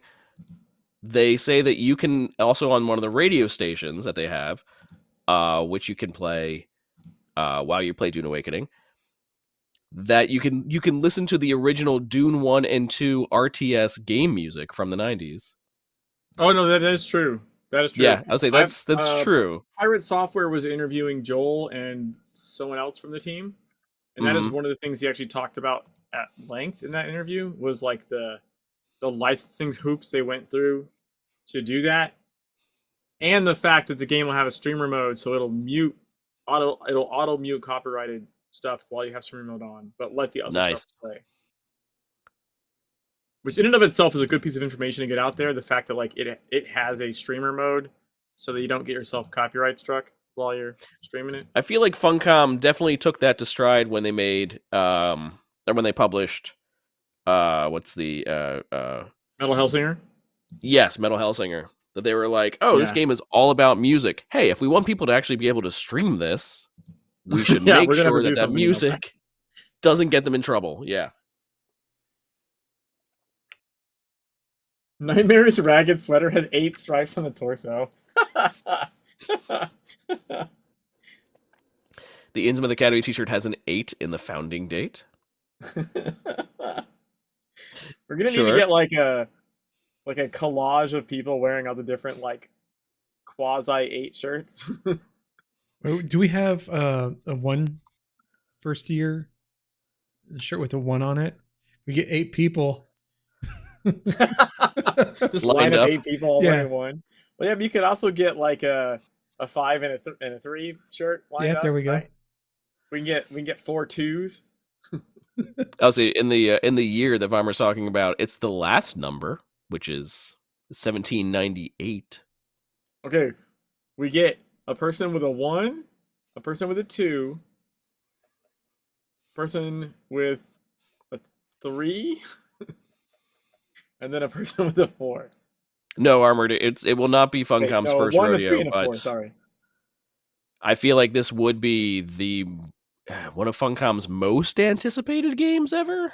Or ambitious. Oh yeah, most ambitious and most anticipated for sure. For sure. They even said, keep going on with this. They even said that the game will not release in early access, which in and of itself is sort of bucking Funcom's trend of releasing games in early access like they did with Conan Exiles, and then eventually taking it out of early access when it's all cooked. I've always said that Funcom seems to be one of the companies that takes that early access that Steam offers seriously, and they take it seriously, and they do a good job. Those games don't stay forever in early access. They it's not like a decade with like 7 Days to Die just came out. Star Citizen. There are 8 button ties on the Chinese shirt. AI is everywhere. That's a good one. Yeah, won't release in early access. Will not have a subscription. But I would say, like, if there's any company that did early access right, it has been Funcom. That reminds me, Scooter said something about the potentially DLC's Other Planets in Dune. Yeah, they did say something about like I don't know if that was going to be DLC or expansion that would be planets. They talked about the season pass so it's not a battle pass. Some people misunderstood that. Season pass in Steam is just like a bunch of DLCs basically. So the season pass for Dune Awakening is like you're entitled to like the first 3 DLCs. So you're gonna have DLCs, right? Yeah, like that's primarily what their model is going to be. No subscription. Yeah, but I going think to be box price, like box price, and then expansion prices and cosmetic. Yeah, I think the DLCs are more like cosmetics. Is what I'm saying. Like, they don't have microtransactions. Like you're not gonna just buy an outfit, but you could buy a DLC that might have, like a. I think that seems like it'll be like Exiles in the sense that you buy a DLC that has like a building set and like a themed DLC, right? Like a Harkonnen DLC or something. Yeah, like I was about to say, like sort of like Conan Exiles. Yeah, you could buy a whole bunch of different building sets. It seems like that model, but then they're also going to do expansions, and the expansions will be actually potentially new places. which could be new territories on Arrakis, or theoretically could be, I suppose, other planets. I don't know if they've actually said other planets, but it could be. I wouldn't put it past them. Otson has 8 arms in the desert dress casual shirt. Why not? But so they said pre-orders began March 24th and offering many goodies for pre-ordering. You can buy the standard edition, which comes with the Terrarium of Muad'Dib and the Sunset Dice Watch for $49.99. Also interesting, the standard base game is just $50. Yes. Like, that's even below our current standard of 60, and what Nintendo is pushing for like 80 now as a standard. So it's even below the standard 60.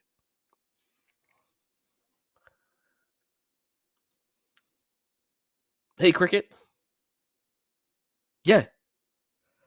Yes, Cricket. You can come get it. You can come get a t-shirt if you don't have it already. Then there's the deluxe edition, which the deluxe edition starts with a 5-day head start, and you get Sardaukar armor, and the season pass comes with the deluxe edition. And that's for $70, $69.99. And then the Ultimate Edition comes with the Kaladin Place building set, the Dune 2021 film still suit, the season pass, the digital art book, the digital soundtrack, a blue ornithopter skin, a Dusk Rider color swatch for the sand bike, and everything else, and that's $89.99. So that's $90. Yeah, that's what I got myself. Well, I didn't get myself. That's what I got with my gift cards for my birthday. Nice. I did flip it and went all in on that. Bam. No, there you go, Cricket. I will have to figure out how I'm getting Elden Ring Night Ring when that comes out. I think there's like 2 more games I need this summer. I can't remember what the other one is right now.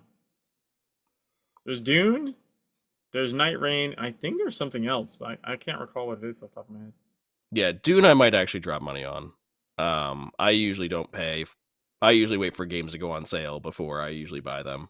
But I don't know.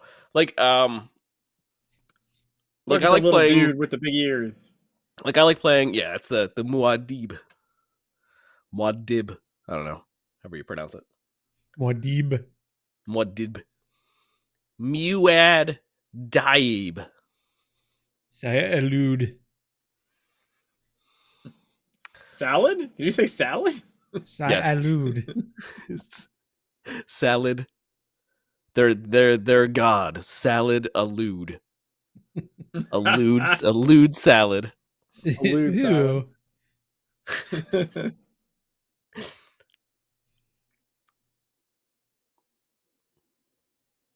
So yeah, it looks like it's basically gonna be the same way.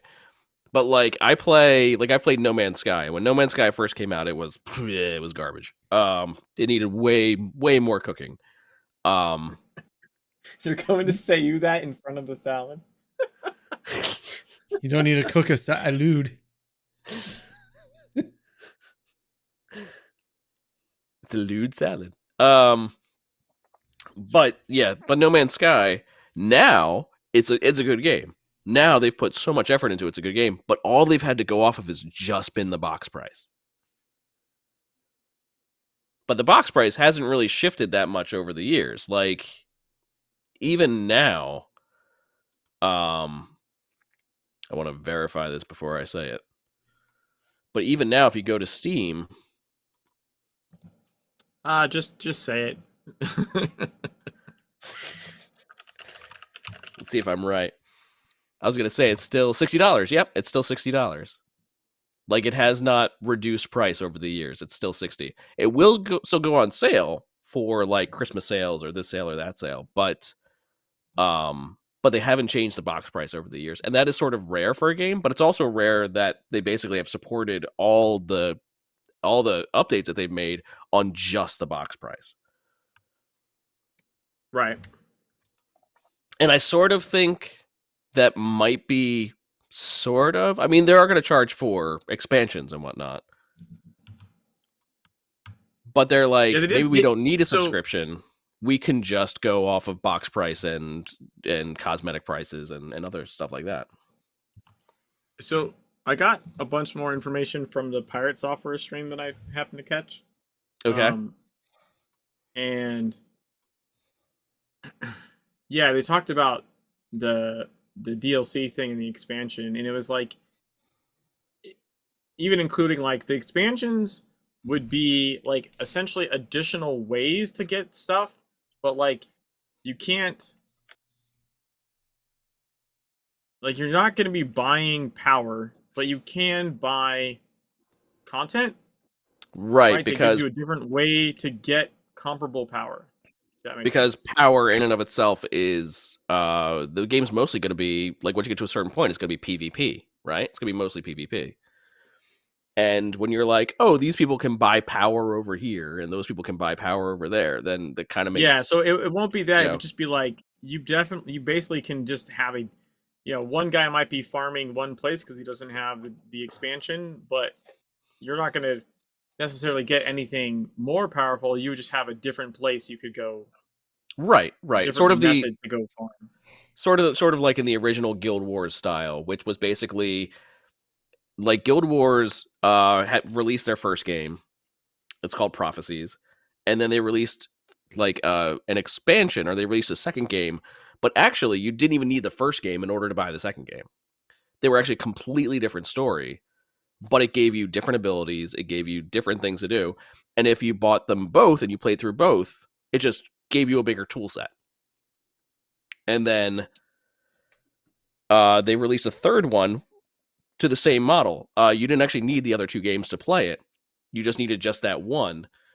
And then it had its own story. It had its own abilities, and it had its own special things that you only found in just that version. And you didn't need anything else in order to play it. That's all you needed, was just that one. This will not be exactly like that, but it will be like, instead of expanding upwards, you expand sideways, giving you a bigger toolbox. That's what they're planning. Even discussed, potential like new classes, like new skill sets, right? That even that would be like, might require a balancing. They might have to go back and tweak an old one, but like, you wouldn't be like, oh, the new thing is like way more powerful. The new thing might be fun in a different way, right? But they should all be like balanced. Right, yeah. That it's just it'll give you a widen your toolbox, which I actually really like that style. Like I said, Guild Wars does that. Elder Scrolls Online does that. Like a lot of the big games do that, where it's just the tool set, just the different ways that you can use it. Just grow. But nothing actually gets really stronger. Takeaway I got from that thing was when they were talking about the monetization specifically, because like, they're under 10 cent now, right? Yeah. They're under 10 cent. That like the money guys, like, right, they're behind them on this. They're not fighting them to do this payment model. They've got like full backing. Like, it's not like they're being told, we really would rather you do this, but you're twisting our arm. Like, no, they've. Well, if it's anything like Conan Exiles, which does appear to be, it's going to have. Well, they've already proven that it works. My guess is there's like a writing on the wall that like the microtransaction loot box shit is not here to stay. No. If for no other reason than the legality problems that are coming, right? Yeah, because of how much it's associated with gambling and how much it's associated with how many, like, there's laws being passed like right now, like there's shit, being legislated. So I think they're just like, you know what? Loot boxes in several countries you can't have. I think it's like the Netherlands and probably 2 other countries that you can't have a game with loot box type system. But also in a bunch of Asian countries too, there's a lot of laws associated with loot boxes. That's what I'm saying. They're only increasing, right? And so I think it's sort of like, if they have a model that's going to work that makes you safe from like future problems, I think that might be part of the reason they're down and aren't like pushing really hard for a micro model. So I think micro model is I think is why the going out of favor. I think it's but it has been replaced basically by like the season pass, battle pass, which does seem to be working for the most part. I think like I'm not sure. It depends like, how it's done, I guess. Yeah, even that. Although interestingly, Overwatch brought back the loot crates. Although I feel like it's disingenuous to call those loot crates. They're not really loot crates. Not like you think of them. You know what I mean? Yeah. Like you just get them for playing the game. You don't. I mean, I guess maybe you can still buy them. I don't know, but like. No, you can't buy them. I'll say, well, that's the difference. Then. You just get them by playing the game. Yeah, you don't actually buy them. Yeah. And if you get them by playing the game, then is that really gambling? Like, no, it's just like a thing you open randomly. Also, they changed the system. Like, you're guaranteed like all kinds of stuff. You don't get dupes anymore. Like, I don't know. It looks like a crate, so it gets like the ire still. I think like, oh, they brought back crates, but it's not. It's not the thing everyone's fighting. You know what I mean? Yeah. But unfortunately, it doesn't look great because it looks just like the thing everyone's against. It's sort of a problem. Yeah, it's like it looks basically exactly the same. So they're like, oh, it functions exactly the same, and you're like, nah, not quite, not exactly. But then each game functions differently anyway, and there's a whole bunch of them. Armored Scooter says, oh, by the way, yeah, Defiance is coming back tomorrow. If anyone here remembers the try-on game, Armored Scooter, I've actually been going through and rewatching the TV show. Because someone said they're like, oh, does it hold up? Does the TV show still hold up? When they did their what they called transmedia synergy is what they said. That's the phrase that they used for it. And at the time, it was sort of really cool. There was this MMO, and then what happened in the MMO, like, could get referenced in the show itself. And then how the show progressed is then how the MMO progressed. And there was this, like, thing back and forth between them. But I've been going through the show, trying to see if it holds up, and I don't know if I'm the best at whether something holds up because I am usually perpetually behind the times. But I think it does. I think it still holds up really well. But I've always said, out of like most sci-fi, Defiance's first season was okay. Defiance's second season is like one of the best, sci-fi seasons from like any show. Defiance's second season is excellent. But I'll have to see if that's still true or not. I've only gotten through like most of the first season. But yeah, I like Defiance. I might be picking that back up. It's a nice shooter. It's a nice sci-fi-esque shooter.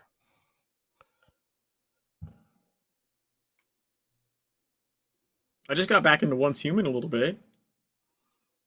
Yeah, that's another good sci-fi-esque shooter. Yeah. I saw that you're doing a fish run. I finished. I did that all. You already finished it. Yeah, I did the. Well, I did a fish run before, but they had a new scenario, like a new world, right?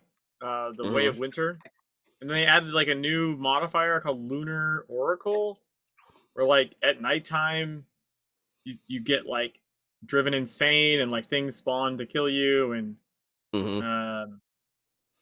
so it's even harder. So I was like, oh, I'm gonna do frozen fish only Way of Winter with Lunar Oracle, and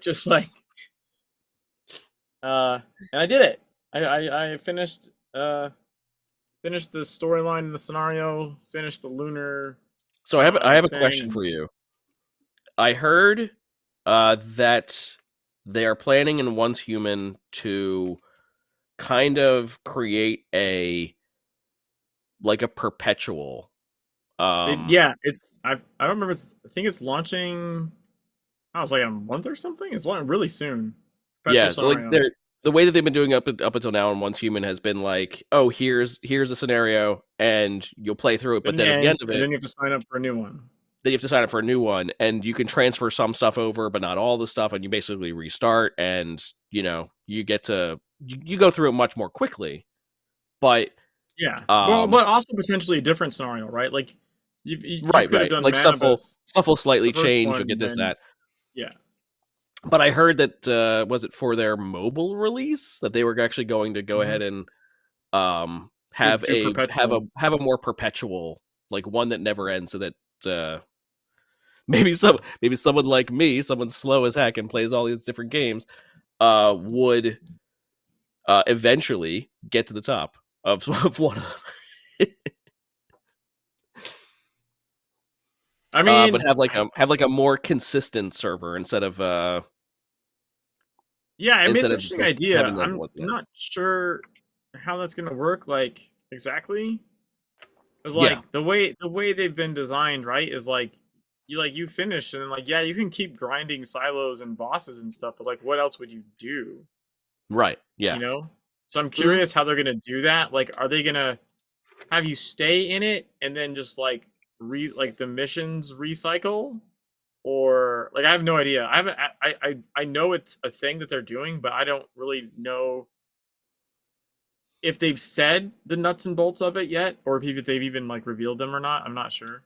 They probably haven't. But I've heard. But I've just feel heard like that that's an interesting problem to crack. Is like, okay, so your whole thing was like every X weeks you can, your thing ends and you can sign up for that same one again, or a hard version of that one, or a different one, right? Like, but it gives you like a reason to redo, and you can also redo it in simplified mode. So like some stuff's like you don't have to like the simplified mode is really interesting. You don't have to like redo the missions. You just go to where the mission was and like you see like an echo of yourself and sort of absorb it, and then boom, you finish the mission. Because you kind of already did it, like why make you do the same thing again? Like it's like, well, I already did that. Yeah. Go on. So I'm curious how perpetual would work, because I would like after like 6 weeks or so, the hell are you gonna do? Like again, you could be going slower, maybe that's part of it, but okay, after 6 months, what are you gonna do, right? Like, eventually you're just gonna run out of stuff to do, at which point maybe it's like, maybe we should give people that ability, like after the 6 months or after they've done the whatever, then they'll be more enticed to do the seasonal stuff, because like that'll suddenly have more or like different cosmetic rewards, or it'll have different play styles, or it'll have different. You always also have Eternal Land. Like Eternal Land is like basically your infinite home base bubble, right? Yeah, like it's your bubble world that you can build with like the eternal sand or whatever. Like you build shit out of like all like the sand crap. And so in there, that's your personal universe essentially. And that doesn't change, yeah. And that so even if you don't sign up for a new scenario, you just hang out in your bubble or whatever. But yeah, I don't know. I'm curious to see how they do that. I want to just see another scenario, right? Like another place. Like the story is really cool. Like the lore is cool. Sometimes the dialogue can be a little right? Like sometimes it can lean a little too far into like the spoken dialogue stuff. I don't think it's as strong in Secret World, but the written lore is really good. Yeah. Like the written lore is genuinely good. I feel like the dialogue is a little cinematic, stiff. Stuff is like leans a little more like anime, kind of like over the top stuff. Yeah, which isn't necessarily bad if that's like you're into that thing, but the written lore is really strong in it. So I want to see like where that goes, like how much more they delve into like the world, because I mean, there's a reason like every other person that plays it is like, this reminds me of Secret World. Like, it's super lore heavy if you pay attention to it, and its setting if you go deep into it. Necrobranch says, haven't seen a game. Help, Vanbone. Yeah, Living Flame is a beast indeed. Living Flame is a beast. Necrobranch says, haven't seen a game keep up with Secret World Legends in terms of spoken dialogue, both quantity and quality. Yeah, it's crazy. It's so insane. It's sort of actually part of their downfall a little bit, because if you're like, hey, we have this standard where every mission has this excellent voice acting, and every mission has these like personalized cut scenes and this and that. It's like, that's a lot of resources going into, basically missions. And like each cutscene has like animations that you don't see like anywhere else. Because it's all specialized. And so if they're like, oh, we're going to create this, it's like, it's going to be a lot of effort to do all the excellent voice acting, those excellent cutscenes. They sort of have to keep that up in order to keep the quality high. And the game's just not bringing in the money to do that. Yeah. Basically. But it's just a shame, man. You see like so much more expensive games with like, way newer tech and just flashy whatever, and then like they just have like talking heads, or that don't even talk. It's just text, Yeah. And it's just like, goddamn, man. Their mocap was like better than any, even just the mocap. The mocap alone, like the actual acting, like is better than like 99.9% of like anything out there. Mm-hmm. Like to this day, which is crazy. Mm-hmm. It's crazy But that no one's basically, like even like bothered to do anything that good. Yeah, because well, basically, yeah, it costs a lot. It costs a lot to do it that well. Now I'm thinking of games like Elder Scrolls Online, because I play that, and it's like whenever they release new content, like, yeah, they bring in a lot of voice acting because there's a lot of voice that goes on, and the voice acting is actually pretty good. I would say the voice acting and the characters that they create are excellent. It's one of the game's strengths, but they don't all have specific animations. They don't all have specific cutscenes. If there's any cutscenes, I don't even think there are any cutscenes. Like, they're just the regular missions, and when you talk to somebody, they're just doing like all the basic same animations that they do all throughout the game. Like, so all that they basically pay for, essentially, that's new is the voice acting. It's right. They're not doing motion capture. They're not doing that. They're not doing any of that. Was just gonna say ESO, right? But again, the stories are good in ESO. The combat is still whatever. It's a little too easy. It's a little too, um, ESO has its own issues. But it does. It holds up really well because, right, you go into those cutscenes and you're like, holy crap, these are great. These are excellent. And you just don't see it, but it's probably because you don't see it because it's a lot. It's a lot to do for like, every honestly, mission has a cutscene. Yeah. Crazily enough, I think a remaster of Secret World would do amazing. Like if you just like took, because all that mocap, right? Like it's all like it's mocap data. Like if you just took all of that and like redid the game in like Unreal Engine, right? But you have all the mocap stuff, so you just port it to the new models. I say that like it's 2 seconds, but But to be fair, like you have a little rig, armchair development, you have skeleton, you have the data. I'm sure there is the conversion process, if it doesn't already exist, could be made, right? Like I think genuinely, like even though it still looks really good for its age, I do think part of it is like people, they shop with their eyes, right? And if it looks older, right?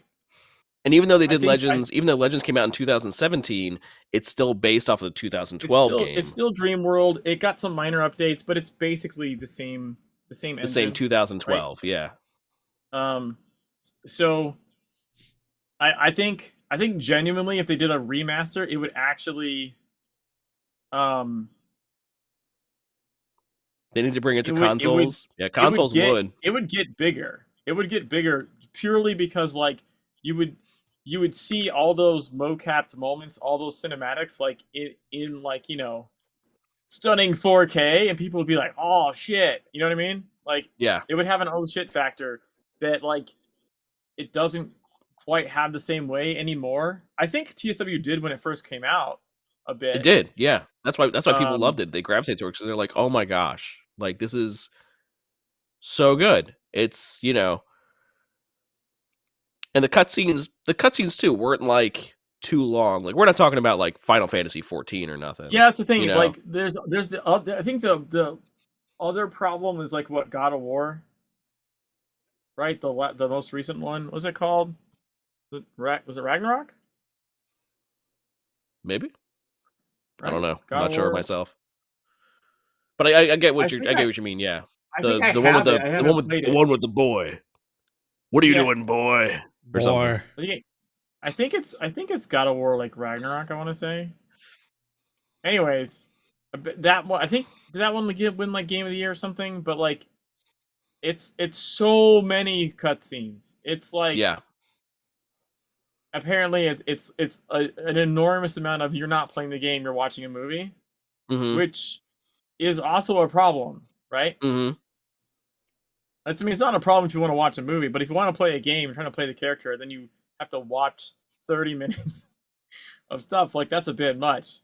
So they didn't. Sekiro has a good balance of like, do a bunch of stuff, get a cool cutscene, but it's like, I don't know, a couple of minutes.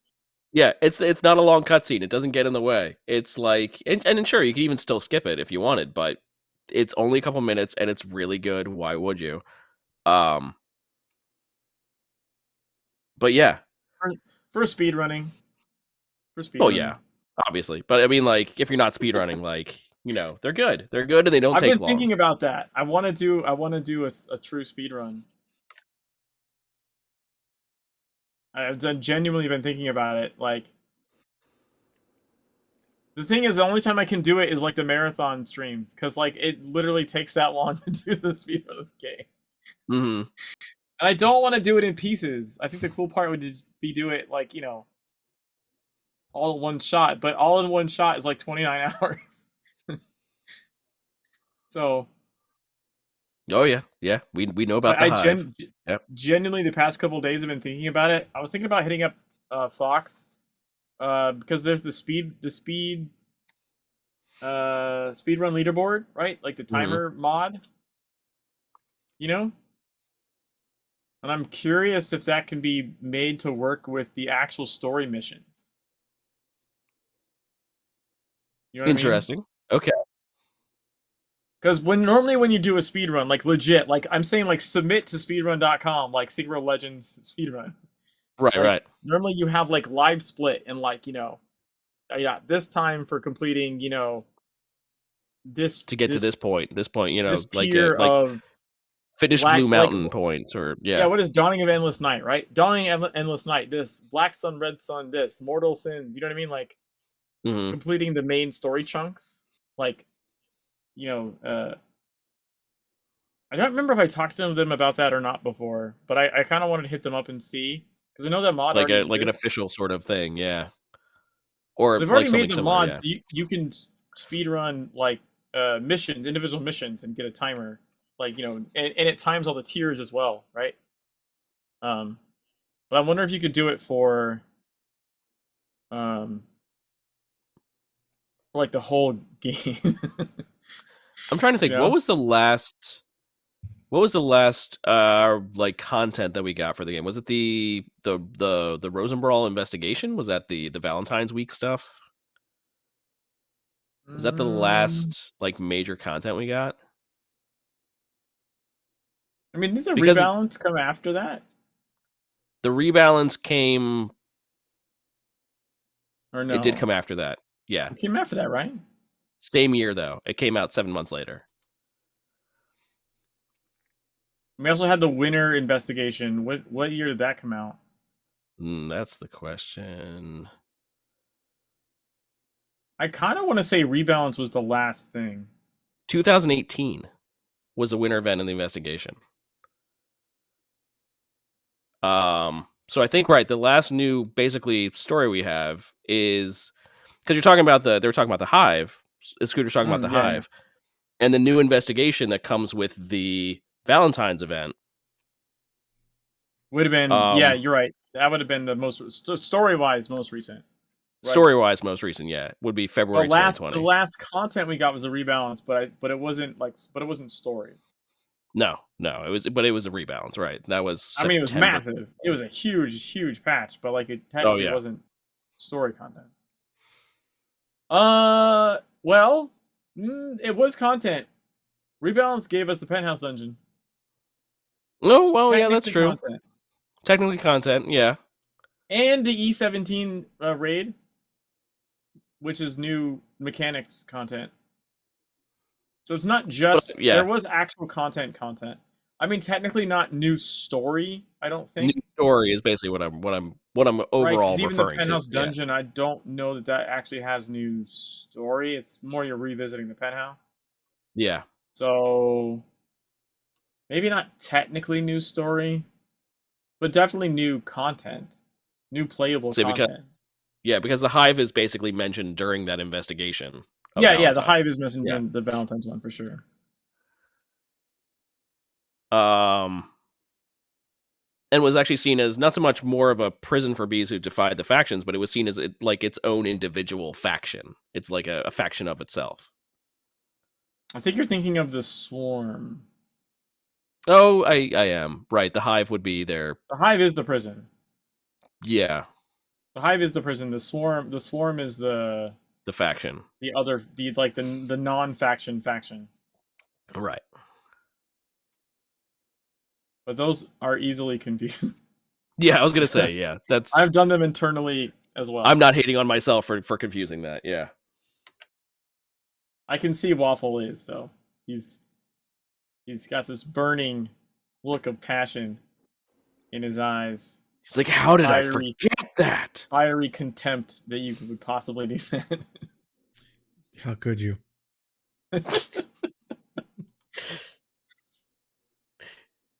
How dare you? How dare you act as an authority on this game, Ocho? You're not even a card-carrying member. Of what? Exactly. I think I've got enough. I got right here. I've got my my Illuminati pin. You know. Oh yeah, I got. That's a kind of card carrying, kind of maybe. I don't know. I got my dragon dog tag. Nice. I've got a lore pillow across the. I'm jealous of the lore pillow for sure. You got the t-shirts, right? Hey, Scratch. Well, now you can make a 0-point report throw pillow. You can order one. Should we post that? I feel like it's a borderline weird thing to post that. We don't have to post it, but yeah, it feels borderline. You know.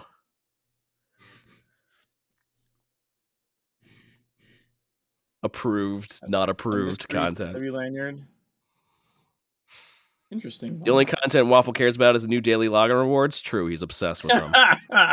What are those? Got him. When's it coming out? Got him.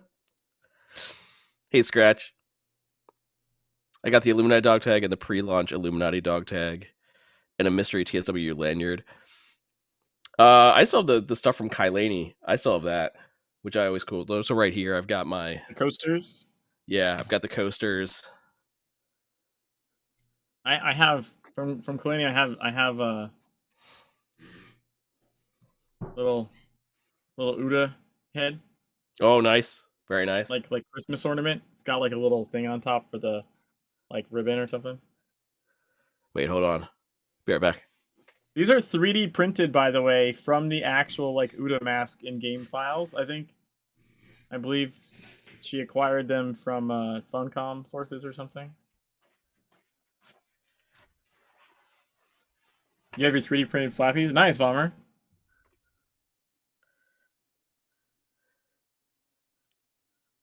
Okay. This really is a merch. We just like showing off. We just like showing off the no. It's not. Swag it's not merch. Like you can't buy that rabbit head. It's just stuff that Secret World stuff that we've accrued over time. It's the collectible stream for sure. Yeah, dude, my merch is bigger than yours. It is sort of like that. Yeah. Speaking of, I have a unopened, still in the shrink wrap, TSW like DVD, like the game. It's my my lore pillow. Nice. Yeah, I love it. Stays on my couch. Some people don't know what you're holding up because it's not there. Tilty would not see Tilty. that. Yeah.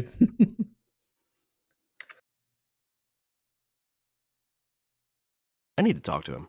Haven't talked to him in a while. See what he's up to. Nice, Necromancer.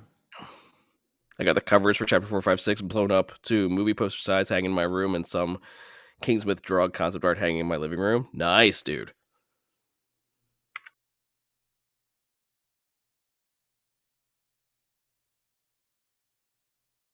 So I think that's basically it for my swag.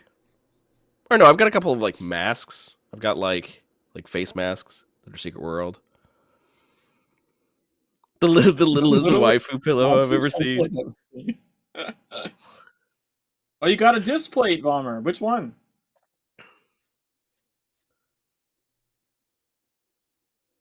Which disc plate did you get?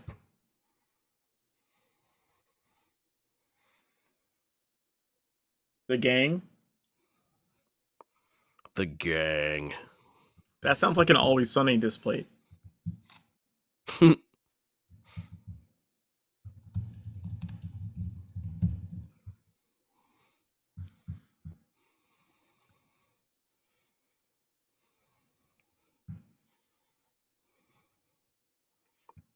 You'll take a pic? Nice. Put it in the Discord. We have a Discord, y'all. You should join it. It's literally called the gang. Is it the one? Where's the link to our Discord? It's like holding a lit cigarette with all the other ones around. That's what I'm guessing that one is. Invite people. Send an invite link to a friend. The invite link expires in 7 days. Well, everyone's here. I'll post it here. Want to join our Discord? There you go. And we're not like ridiculously active in it. I think they're talking about this one. Yeah, the key art. That's what I figured you meant, Bomber.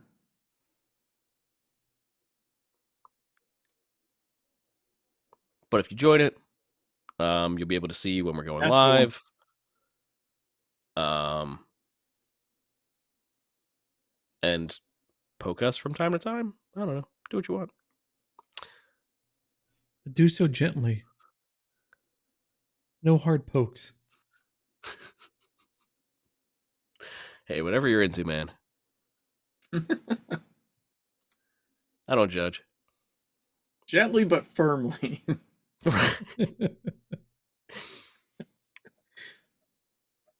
Just make sure you have your safe words. They added it. It's kind of weird that it's under Conan and they don't just have like one that says like Funcom or something. Well, they got looks like Anarchy Online. They got Metal Hellsinger, Secret World. Yeah. And it's all under Conan. Conan, yeah. Right. Oh, yeah. Even Hide and Shriek. Yeah, I feel like they should have just called it Funcom. I mean, the title says Funcom posters print on metal. Oh, maybe did they change it? No. Maybe it is now. It says Funcom. I thought it still said Conan, but now when I go to it, it says it says display / license. Well, you can go through like the collections. They separate it out in different collections. Oh, okay. Okay, so they updated it. Okay. Yeah. They updated it because it did used to be just Conan with a bunch of other stuff. Secret World is now under various. Nice. Okay. Along with like Hide and Shriek. Yeah. You know, The Longest Journey gets its own. Yeah, that's horse shit.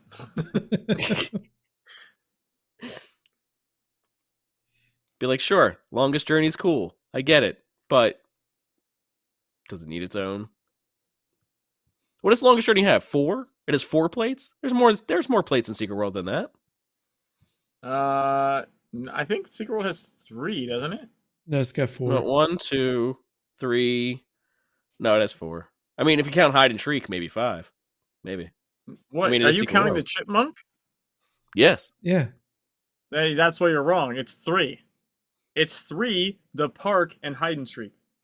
Yeah, but I'm combining it all into the Secret World overall universe. Yeah, but that's where I'm saying that's why they put it in various, because Secret World technically only has 3. Yeah. Longest Journey's got 4. Yeah, that's what I'm saying. Even though those are also all different Longest Journey games. But I mean, they did fix it, Vomer. Like it now, at least on one of the pages, it doesn't say all by Conan Exiles. On one of the pages, it correctly says Funcom. There are other parts where it still looks like it's under Conan Exiles. Where's a tentacled kitty? I'll bring it out. I know what you mean, though. Yeah. Nurmagul. Well, yeah, that's the link. Part. Yeah, if you look at the top part, it says Conan Exiles in the tab itself. Yeah, but like they've changed the thing to be Funcom, so I don't know. Maybe they were waiting for us to criticize it first. I feel like they're in the. I feel like they set it up and they tried to migrate it, but maybe Displate doesn't let you like fully change it. Yeah, probably without starting over or something.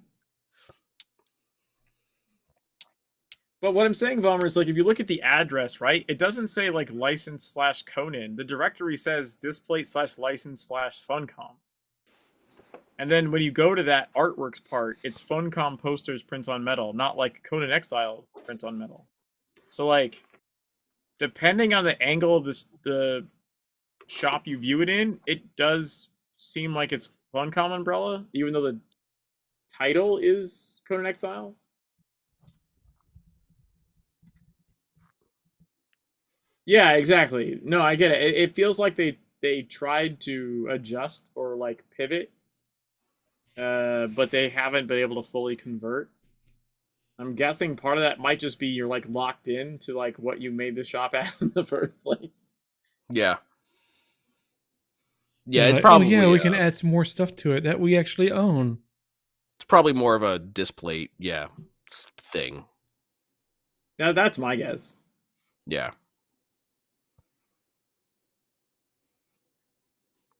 Oh, even the kitty's tiny. What? You're the tentacle cat. It's a regular size. Is it? No, it's smaller. Is it? Jimmy, no, maybe yours. It's. We'll do a size comparison. I have to find it. A Nurmagul size comparison. Not that. I don't think it generally changes the size of pets that I bring out. Well, I have to find it. I have like 5 billion fucking pets. And like there it is, a stupid amount of cats. I think it's the same. That's the same size, yeah. It just seems smaller. Only because you're so large. Yeah, that's I have like 3.5 pages of pets. I have 3.5 pages of pets, so I'm still missing some. Where is my? I have about 2.5. Yeah. But like the surveillance drone cost 1,000 Aurum for some stupid reason.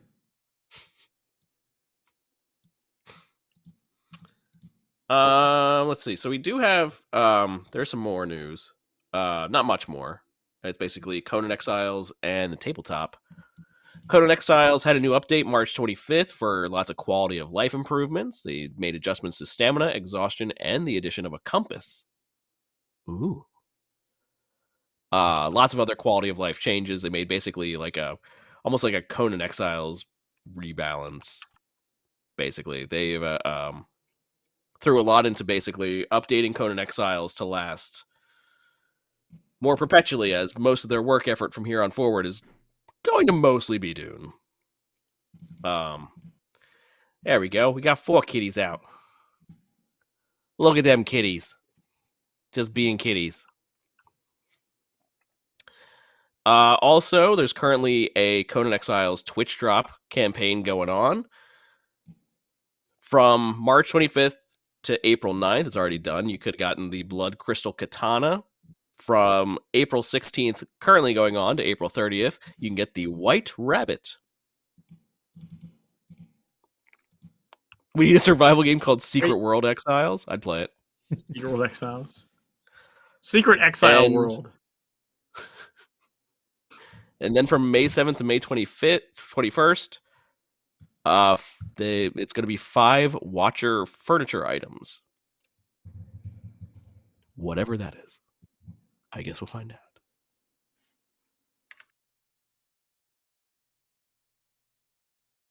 Yeah, Farmer's right. It's basically the Arctic hare pet, basically ported to Conan Exiles, which is fine.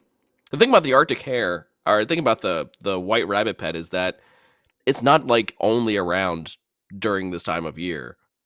Like, you can just go exploring through the lands and you'll find them around. How dare you, sir? How dare you slander the rabbit Twitch drop? Well, you can still get it. I'm not saying you can't. Because the thing about Conan Exiles is right. You can just basically go around the world and be like, oh, hey, there's a small animal. Yoink! And just pick it up and keep it. Yeah, a lot of stuff came from Age of Conan into Secret World, and then from Secret World into Exiles. It's the great circle of lore and reusable assets.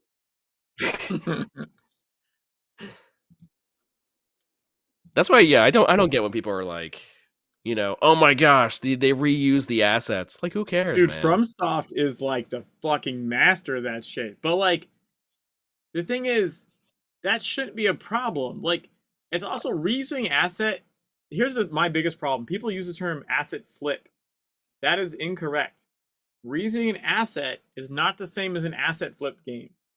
Right. An asset flip game is literally like, you took a bunch of assets, flipped them into this fucking box, and said, hey, buy this. Like, it's shit. An asset flip game is bad. But just because you used a bunch of old assets to make an amazing good game does not make it an asset flip game. Like, right. There are a distinct difference between the two. Especially when you created most of those assets yourself, Right, because asset flip is usually like you bought a bunch of shit off like the Unreal 3D store and like cobbled it all together with some duct tape and fishing wire and said, look at my game, right? Yeah. Like, that's an asset. Yeah, right, Bomber, yeah. Yeah, these are them reusing their own assets, right? Which people still call, like, I've seen it the most recently with FromSoft, because you can look at, like, if you really look, you can look at Elden Ring and see they're like, growing. Oh, that's like the boss from Dark Souls 1. Oh gosh. Did your cat get bigger? It did. But there's a problem with our cats, and that is that I think that when they go through the portal, they come back normal sized anyway. Rescales. You can't write assets without writing. Find out. Nope. Yep. Okay. No, it did. I can actually, Scooter. I write ass and then I write ets. Boom. Problem solved.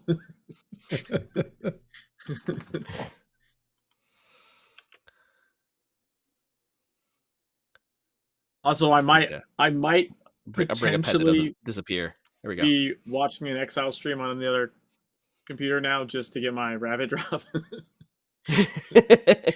Actually, you want to know the trick? This is gonna sound bad. You want to know the trick? So Twitch, in order to be counted as a viewer in Twitch, you have to either have the stream up and active, like have the tab up and active, and you can still mute it, but the tab has to be active, or have the tab not active, but the audio is still playing. So right. So the way around that I found is you mute your speakers. Well, you either mute your speakers, you can mute the site through Chrome. You can mute it You can mute like everything, or Yeah. you can just drop the volume down to 1%, and then you don't really hear it anyway. I need all the rabbits, Bomber. All the rabbits. I should get the. I mean, that's the sole reason I rebooted New World, like, what, a year or two ago?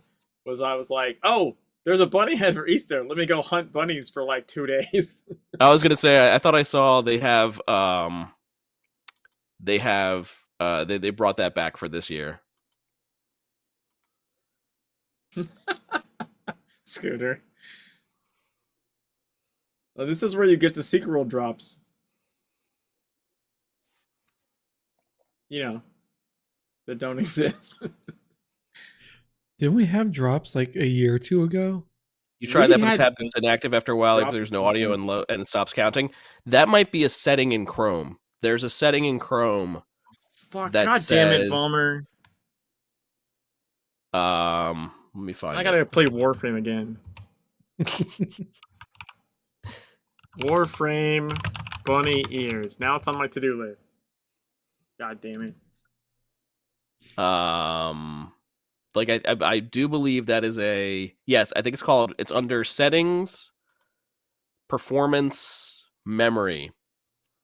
And it says memory saver. Chrome frees up memory from inactive tabs. This gives active tabs and other apps more computer resources and keeps Chrome fast. Your inactive tabs automatically become active again when you go back to them. Rabbit head. God damn it. So if you turn that off, if you turn off the memory saver, it won't do that. I own Fallout 76 as well, so I have to fucking... There's also a rabbit head to be had. And what was I telling you? That there's a rabbit helmet in Division 2, but it's not really a rabbit. It's sort of just like a regular helmet, but like there's 2 flaps sticking up. Yeah, that doesn't count. I also don't own Division 2. But I have Warframe and I own Fallout 76. Your 600 tabs will implode when you turn that off. That's fair. Dude, why do you have 600 tabs? Jesus Christ.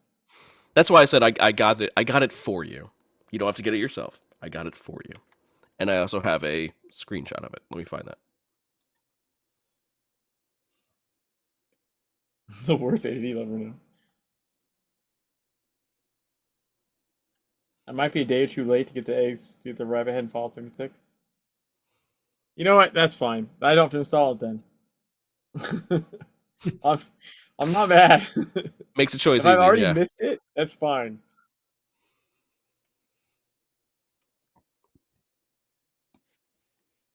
I do actually want to play 76 at some point. I got it like way early, and it was in that like kind of the campaign was kind of shit. Yeah, I know but by now it should be pretty good. Yeah, they redid a lot, so I haven't like played in forever. Yeah, you can also play as a ghoul now too. Ooh.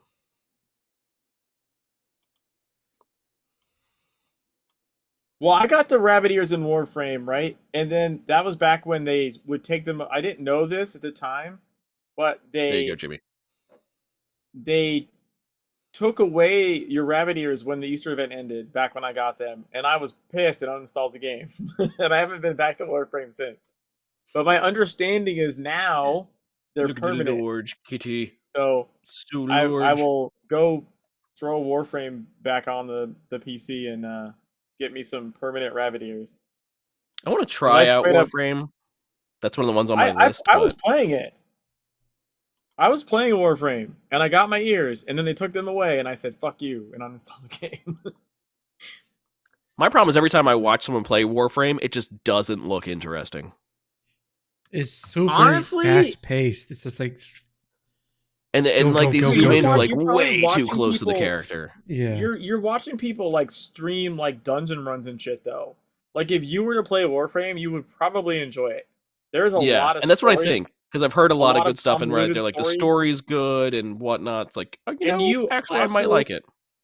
You also determine like your play style. Like you can play like guns, you can play like dashy, sword dude. Mm-hmm. Like you don't have to blink around like a goddamn crackhead. But like if you're watching a streamer doing it, that's probably what they're doing.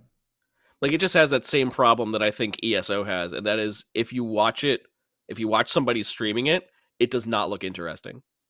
Like, I would say ESO is not an interesting game to stream because like all the text is already voiced for you, and you're just going around just slapping things, and everything is not exactly, everything's sort of like on the same level, and nothing is really that overly special. So it always feels like it's so much more boring. And right, whenever I watch Warframe, it's sort of like they're just really fast, like flippy and going here and flippy and going there, and it's like, it just doesn't look. Yeah, some games are more fun to play than watch. Although sometimes they are fun to watch if you've played them, because then it means something different to you. Yeah, right? That is also a thing. And that might be more what Warframe is. 2,300 hours in SWL.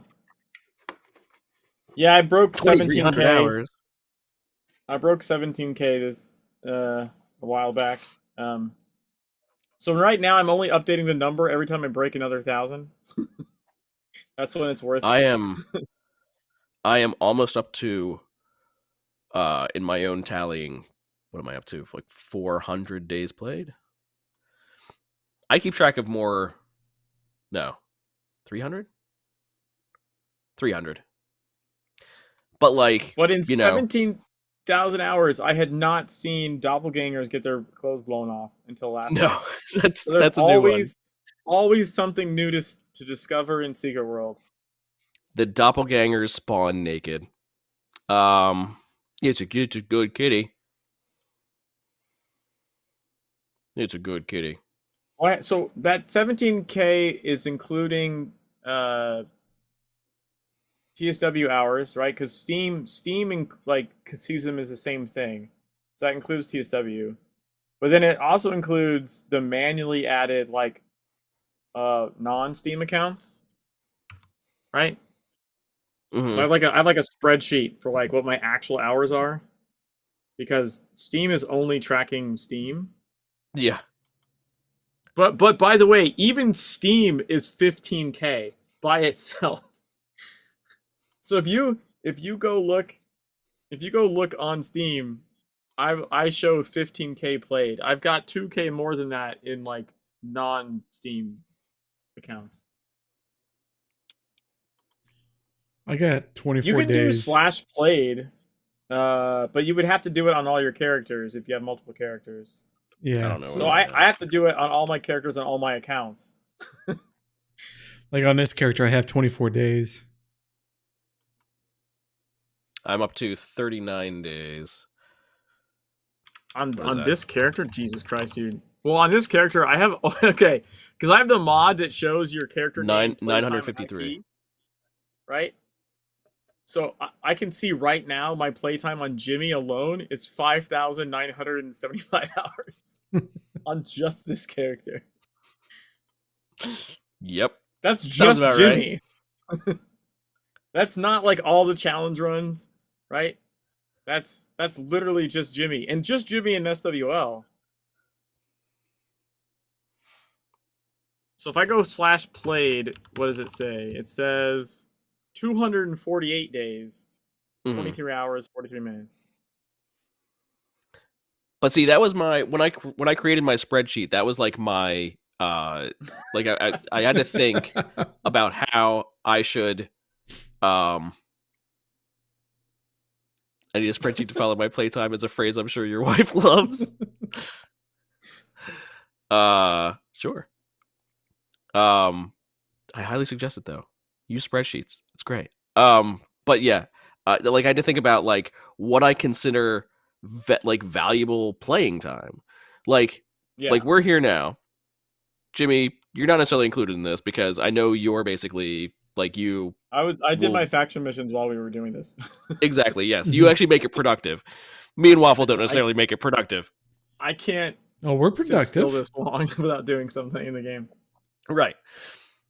But like just hanging around Agartha, I don't consider a played. Like I don't consider you necessarily playing the game. You know, I'm not making any progress. I'm not. You know. So that's why I just considered instead of hours, I do nights. I basically do like, if I play the game during a day, then I could, and I actually made progress, I consider that an active played day. Gotcha. And so I'm up to almost 300 for Secret World. But of course, I've actually been in game actual days a lot longer than that. But 300 nights to get here. But if you want, like, this is the one I always follow.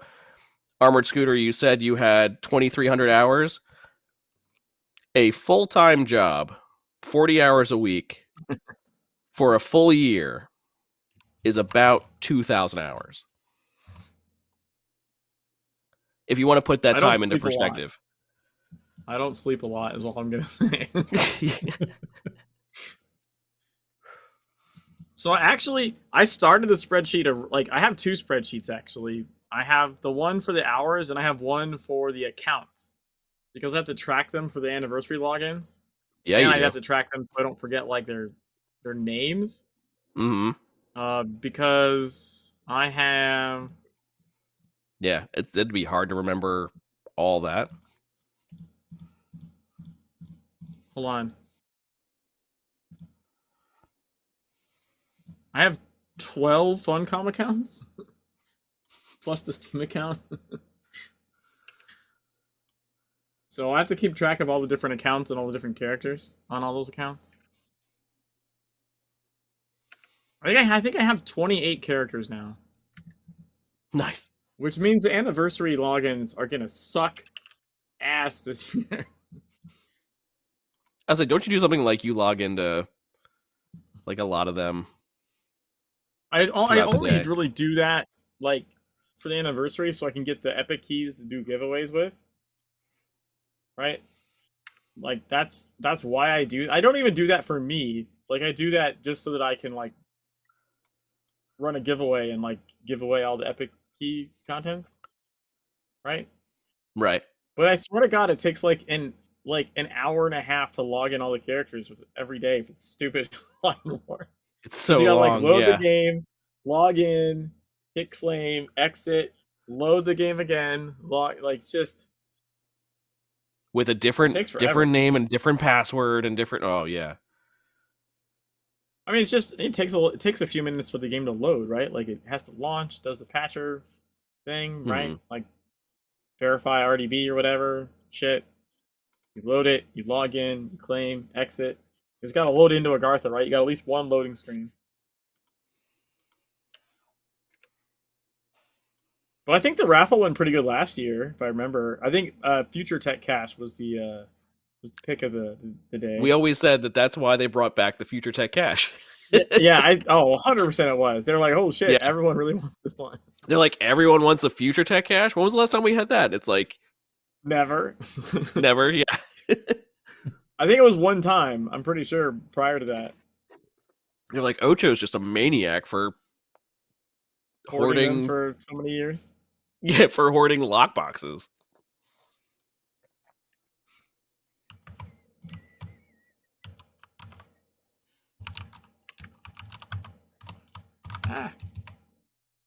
Haha, synced wave, let's go.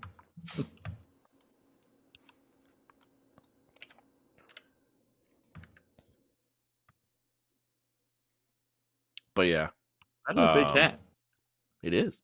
The big kitty. Bigger than you, at least. It is. I got a nice picture of me praying to it. What's the one called where you get down on your knees and pray? Is it not worship? Is it worship?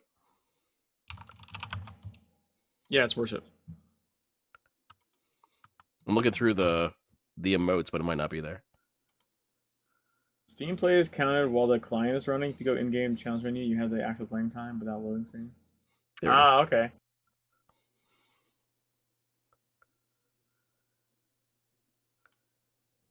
Playing time is 30% less than client running time.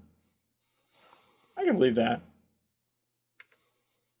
I think Steam might count the client running. Your in-game played, obviously, in Secret World is your actual like in-game time. Because I used to have people give me shit about that, be like, "Oh well, your launcher being active or whatever." Like, I don't fucking launch the launcher unless I'm playing the game.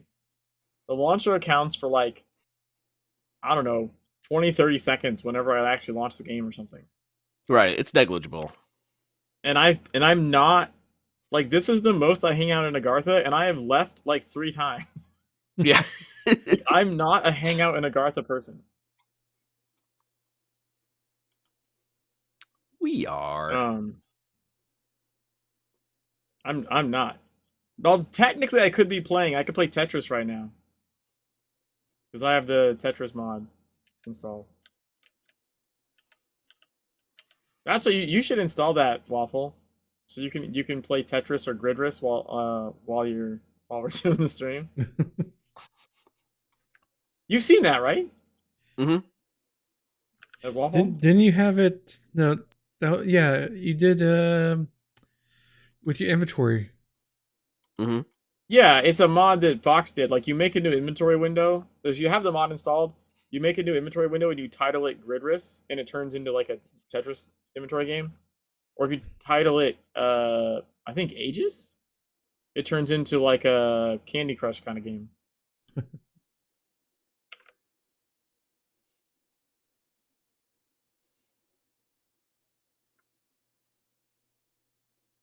Jimmy keeps falling in rabbit's hole. What? I don't know what that means. Yeah, neither do I. I don't know what that means. I'll say, but yeah, that's why it really depends. Like, that's why I sort of personally switched to a active time or active count instead of a hourly count, because it's not always accurate. It's I don't know, but I keep my own. Oh, so not in the graphic notes. Dude, I do miss that Kaiden teleport that was like the black hole that opened underneath you. The Lorenzian Fabricator portal. That was a cool effect. And it's also a possible potential source of income. Just FYI. I've seen this now in like ESO, and I've seen it in, does Guild Wars 2 have one? I'm not sure. But an individualized animation for teleporting. Oh, gotcha. Like, when you teleport, instead of always having the same animation, you can customize that and have another animation for it. Holy crap, I'm teleporting! There you go. Nice! Oh, that was cool, man. And he's out. That was really cool.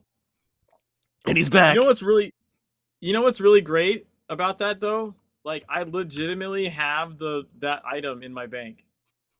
I have the Lorenzian Fabricator. It used to drop in the Kaiden layer when it first came out in Legends. Can I don't know if I can probably link it in /say, I think. I literally have the item.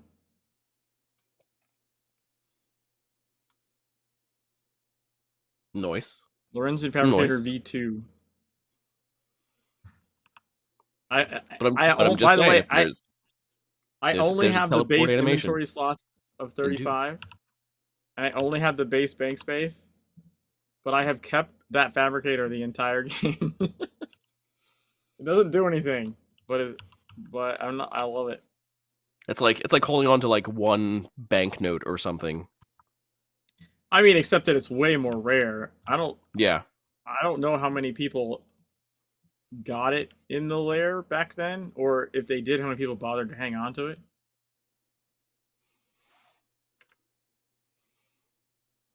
I genuinely don't know. I can't be a lot. I don't. It wasn't raining Fabricators. It was like a weird random bug Fabricators. Drop. Hallelujah. That was really cool, though. Thanks. I like seeing that teleport animation again. And welcome to whoever is making our cats big and giving us special animations. Welcome. Hope you're doing well. Bomber says I never got one of the briefly and SW Lorenzians, so envious. Yeah, like I'm saying, like Bomber who collects everything, and whose inventory is like negative all the time, like doesn't have one. Like they didn't drop often, and they fixed it, I think, fairly quickly. Like fixing it so that no one could have it. I have a uniquely bugged T-shirt in my inventory, even, and don't have a Lorenzian. Actually, that I used that I got a picture of my character in TSW, like in Kaiden, I think on the island in the south, like doing the teleport, and that was my. It might still be on Twitch, actually. I think it might be one of my little banners on Twitch or something, where you because it's me like falling into the rabbit hole because it literally drops you in. And I got a picture, like a screen cap of like halfway of me like falling into it.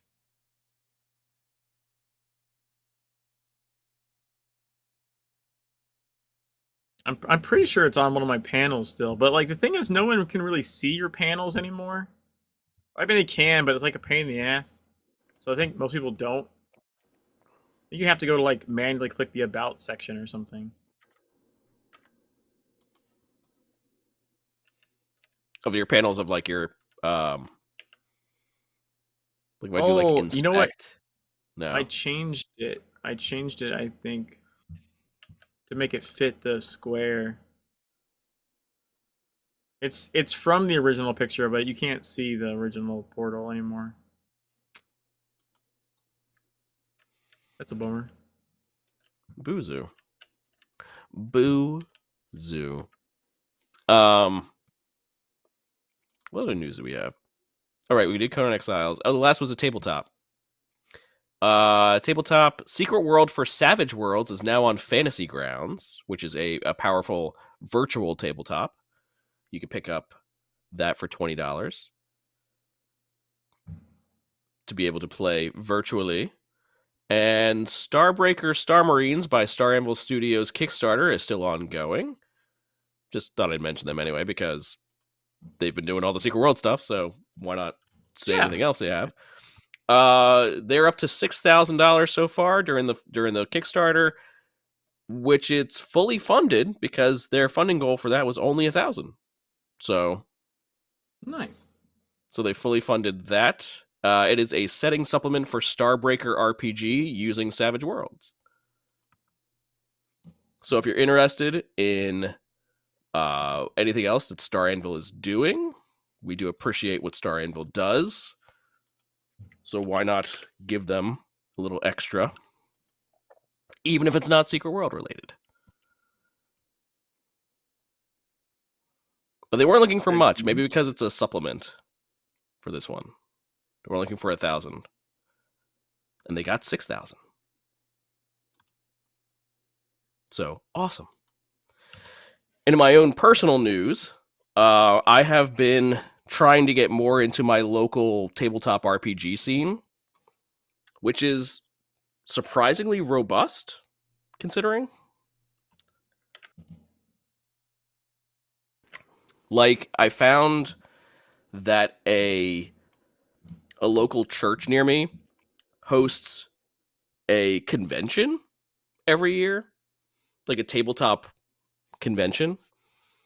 And they basically have all these tables set up where you can just come and be a part of these like random games of all different types. You could play like, one was like Star Trek, and there's others for Star Wars, and then there's other for regular like D&D, and then there's other ones for like Call of Cthulhu. I did a Call of Cthulhu one. So they had like all these different like one shots being done all across the room, and like multiple floors and lots of games going on simultaneously. And I was like, if my goal here is to basically immerse myself with enough like real tabletop play to be able to DM Secret World myself is basically nice. what my goal is. So I've been jumping into I've been jumping into my local tabletop scene in order to make that happen. And yeah, surprisingly robust. Like I was like, I didn't even know this was here. This is like 2 blocks from my house. We all want more Secret World content to continue the story, and we'll never get that. Yeah, so it goes. My theory is that basically it could happen in the future, but if it does happen in the future, it won't be necessarily in Secret World itself. It won't be necessarily in this game. It'll be in other games.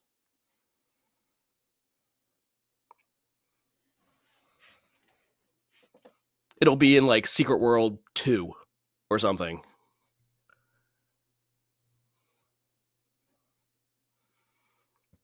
Secret World Next Generation.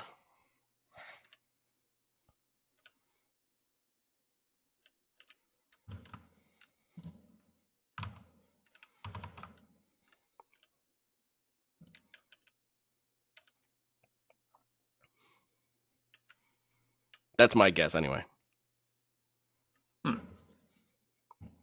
The other Secret World. I miss tabletop. I haven't done it in about 30 years. I mean, it was fun, considering that I didn't know like anything about tabletop, you know? Or I know very little about tabletop. I'm not gonna say nothing. I know very little. But I ran like Star Trek one. I was in like a Call of Cthulhu one, and what was the third one? I forget. They got a couple of it's like futuristic. It's like cyberpunk. I forget what it is. But each one had a different system too. So like the Star Trek one had this system where you had to roll low, like was the good thing. The cyberpunk one had a system where you had to roll like 12 6-siders at the same time, or like 20 6-siders at the same time, and it's like however many were like 5 or 6 were considered your successes. And I was like, this is insane. I was like, this style is insane. It's like, so I was like, all right, you need to do this. And you hear like, and just like an explosion of dice. And it's like, hold on, let me roll all the 6-siders.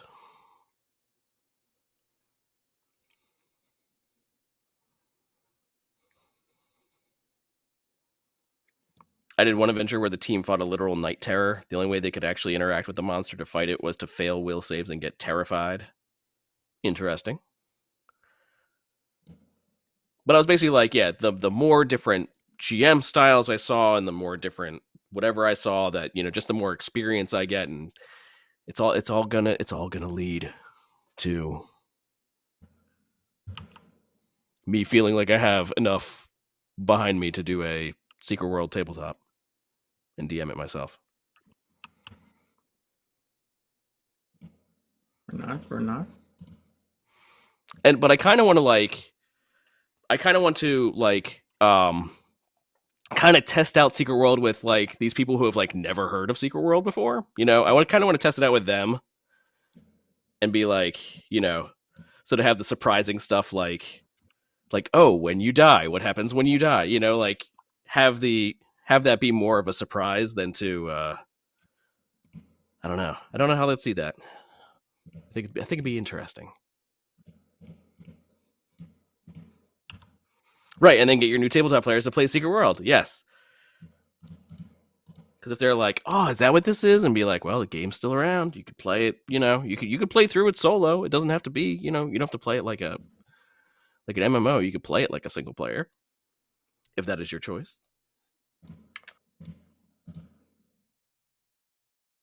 Play solo all the time. Well, he plays basically like a single player all the time, even the dungeons you go through. You should stream your tabletop RPG Secret World games. See, I'm not at that point yet. I wouldn't mind getting to that point eventually, but I'm not at that point yet.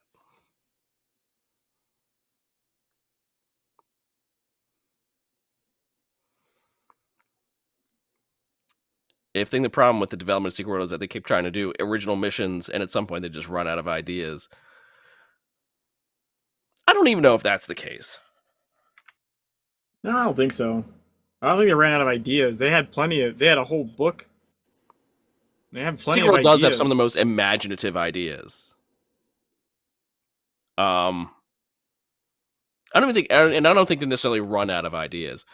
Because even the missions that they have, it's sort of like they combined different styles. So like one part will be go out and kill these things. The next part will be deliver this to whatever. The next part will be whatever. And they mash that all part of one mission. So you'll do like multiple MMO type stuff. Kill, collect, deliver. Like there's only so many of that you can do. Without needing to program a whole bunch of new stuff into it, basically.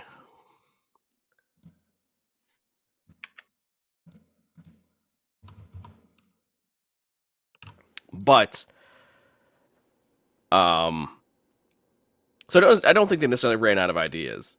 It's just that the ideas become expensive after a while.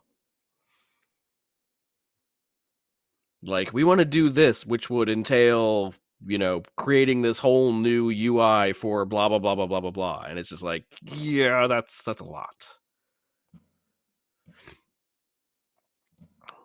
You do a trial run for the next 0 Point Report, just a scene between you guys. I think that will happen eventually, if you two are also interested. Yeah. Say I know Vamar was asking like, oh, what we're gonna do for like the anniversary, and it's like the anniversary might be a cool time to try that out, to have like a Secret World tabletop sort of stream where we even like maybe do the like some of the already pre-planned adventures that they have, the modules that they already have. But again, I feel like I need a little more time. Just a little more time. Give me more time, man. Give me more time. The quote is, "Give me some time," and it's from Hackers. If you two are also interested, big silence, crickets. Listen, okay, I literally have 2 Secret World clients running right now. I was gonna say, I feel like it might be just that time anyway. I literally had the other client open. I saw some shit on the auction house. I was like, oh shit, 0 Point Pet needs that. So I loaded the other client, logged in, and bought it on that client. Someone had a like a Radiant Egon, not a Radiant Egon, sorry, a Radiant Seed of Aggression for like 400 marks or something. I was like, ooh, piece of candy. Yeah, that's not bad. It's not an Egon pendant, but like it's for that character, you know what I mean? And then there was there was like a Ring of the Hollow Tree for like 5K or something. I was like, ooh, another piece of candy. It's like I was shopping. But yes, Vommer, if we do this, I would absolutely invite you in as well. Giant kitty. Kitty more giant.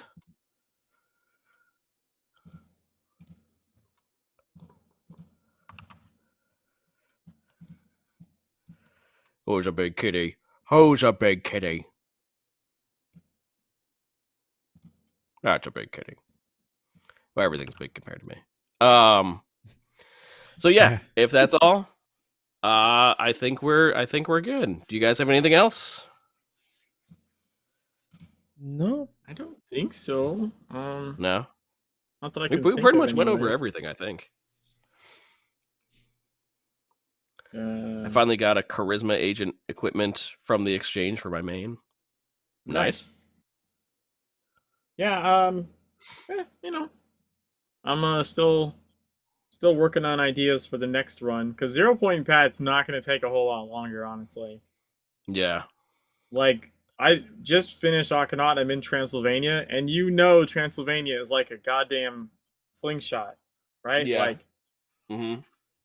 doesn't take long to get through Transylvania. the story like levels you up to 50 really fast, and then Transylvania has like no required missions whatsoever, so you just blast off. Like the longest part is just looping back through it the second time. Yeah. And even that, the longest part's only the first defense wave part. The rest of that shit goes fast as fuck. And then before you know it, you're in Tokyo. You're in Tokyo, yeah. I always thought that, like, even in TSW, it was like the amount of like normal missions they had that weren't like the nightmare. It was like I tried to do like all the regular ones first before I hit the nightmare, and it was just like you just. The thing about TSW is like they were waiting for Tokyo for like a couple of years, right? So like people did everything in Transylvania.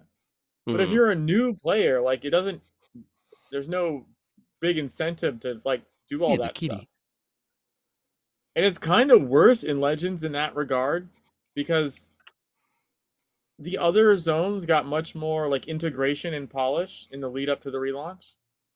And Transylvania being the last set of maps got the least, like they ran out of time basically. So it got the least rework.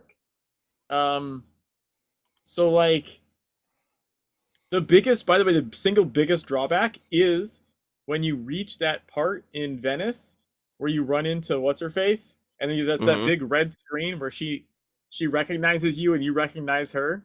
Lydia, yeah.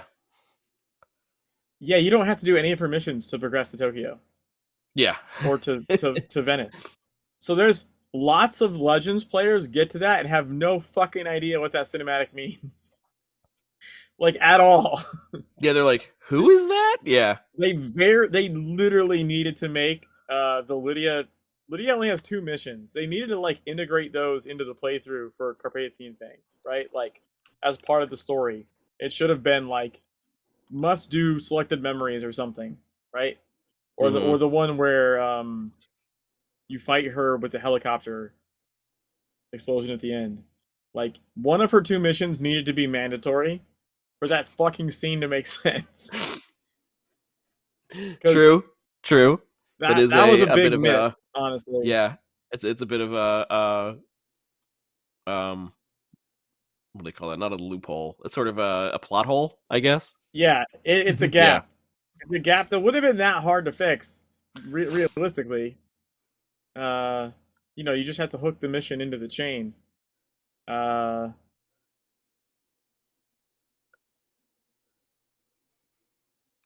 we get all my all to Tokyo. Once you hit Besieged Farmland, you could pretty much fucking not do anything except the story.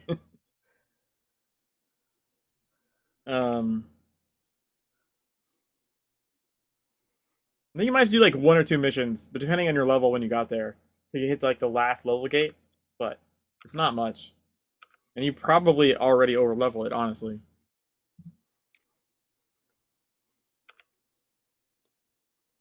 But yeah. So yeah, I expect I'll finish 0 Point Pat like next week. Okay. And then I gotta figure out what I'm doing next. Always doing something. I gotta stay busy. Listen, it's awesome. I gotta stay busy. I really like the stuff that you do. I do. I'm baiting on like I'm of 2 minds. I try and come up with something new, or there's also some other runs I could go back and finish. Like I've done any % runs, and I could go back and like 100%, right? True. Like No Verds. I think No Verds was No Verds. All the text in the game was removed. That right. Was an any %, but I could go back and finish like I could 100% No Verds, for example. I usually take 6 months in between story choices. Listen, that's about my own sort of time frame, so I get it. What was the last one didn't I do Pip-Boy, Pacifist, and now Pat? They're all P's for some reason. They're all P's. But Pip-Boy wasn't that long ago. No. Was that maybe February or something? February 18th is when you started Pip-Boy. Yeah. I'm about to finish the 3rd challenge run in like 3 months. The fact that I had the exact date for that. That was just in our show notes, though. That was easy. Yeah, because they've been any percent. They haven't been 100% runs. When I do challenge runs, they're 100%. Obviously, they take longer, right? Because you got to do all the missions in the zone. So I've been debating about going back to one of the older ones and like actually finishing it out. You know, that's what I did with the guitar playthrough, right? When I played through on guitar, I just did any percent, and then at some point later, I went back and finished it all out on guitar. So there's precedent for me doing that. But I don't know. I also might find a weird new idea and decide to do that. Maybe I can convince someone at Funcom to let me keep a set of white weapons. Ah! Someone just sat on me. If anyone's listening, I would love to do an actual ephemeral run with just white weapons.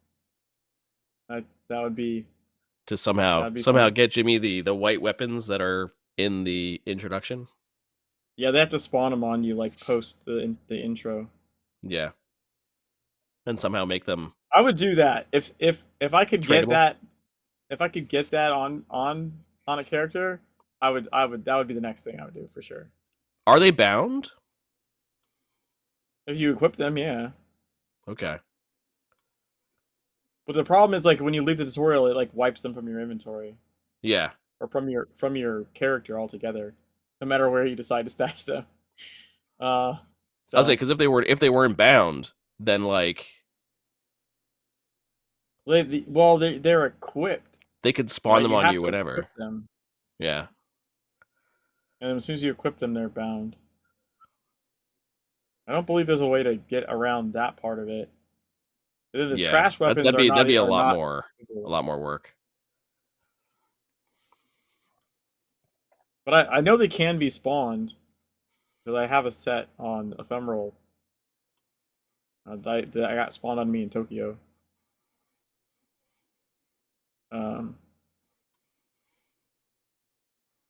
So, yeah. I don't know. I don't know if that'll happen, but that would be cool if that happened. Trying to pull through the game on white weapons. If somebody is listening, what is that? Just could be just an idea. Just an idea. You know, yeah. For the future. I think I would have to do it with no gear though too. I think it would be like 1IP Man, just harder. Yeah. You know? Yeah, because I mean, if you're just I'm just using the white weapons, and then everything else is normal, you know, it wouldn't be that hard. Yeah, then it wouldn't be the same. I think it would have to be like no gear at all, only white weapons. Right? Oh my god, dude! Oh no, did you hear that? Oh no. Yep, that was a mismute. Gah, sorry, I apologize. So juicy. Am I okay? No. Listen, the fact that it took up to now for you to ask means that I've mostly been successful on my muting. That one was not. Not only is he not okay, but he's also sick. Last night I had a temperature of like 103, and I had to get up early this morning for adulting, and so yeah, I'm on fumes. It's okay. It's the 0 point pathogen. Yeah, no, if you heard everything I was doing, but I guess that time the mute didn't fully take. Sorry. What made up for the time where you thought you unmuted and you didn't? That's true. That's true.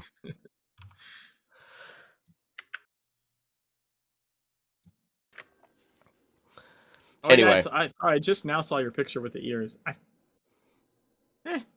Yeah. You see what I mean? Yeah.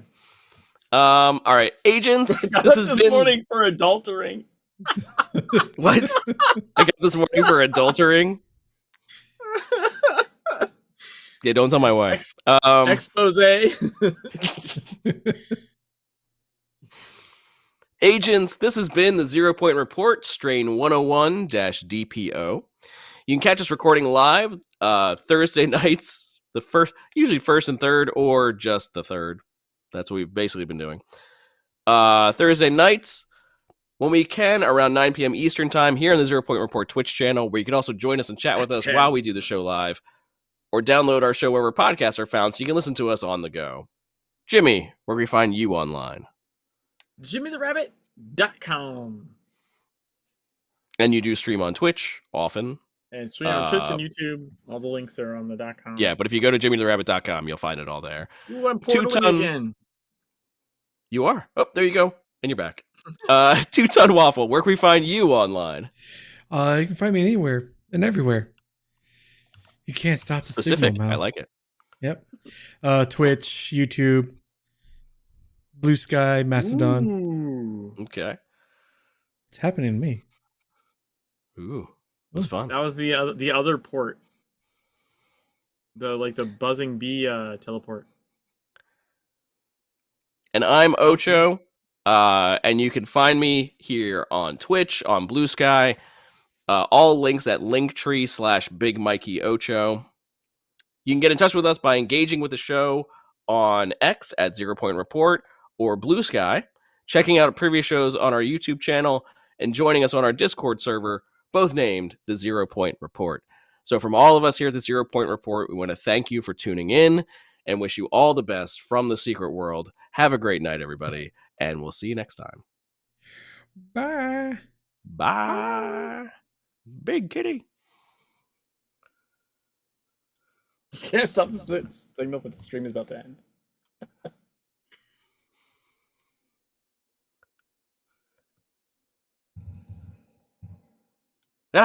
My cat went normal. Went normal size.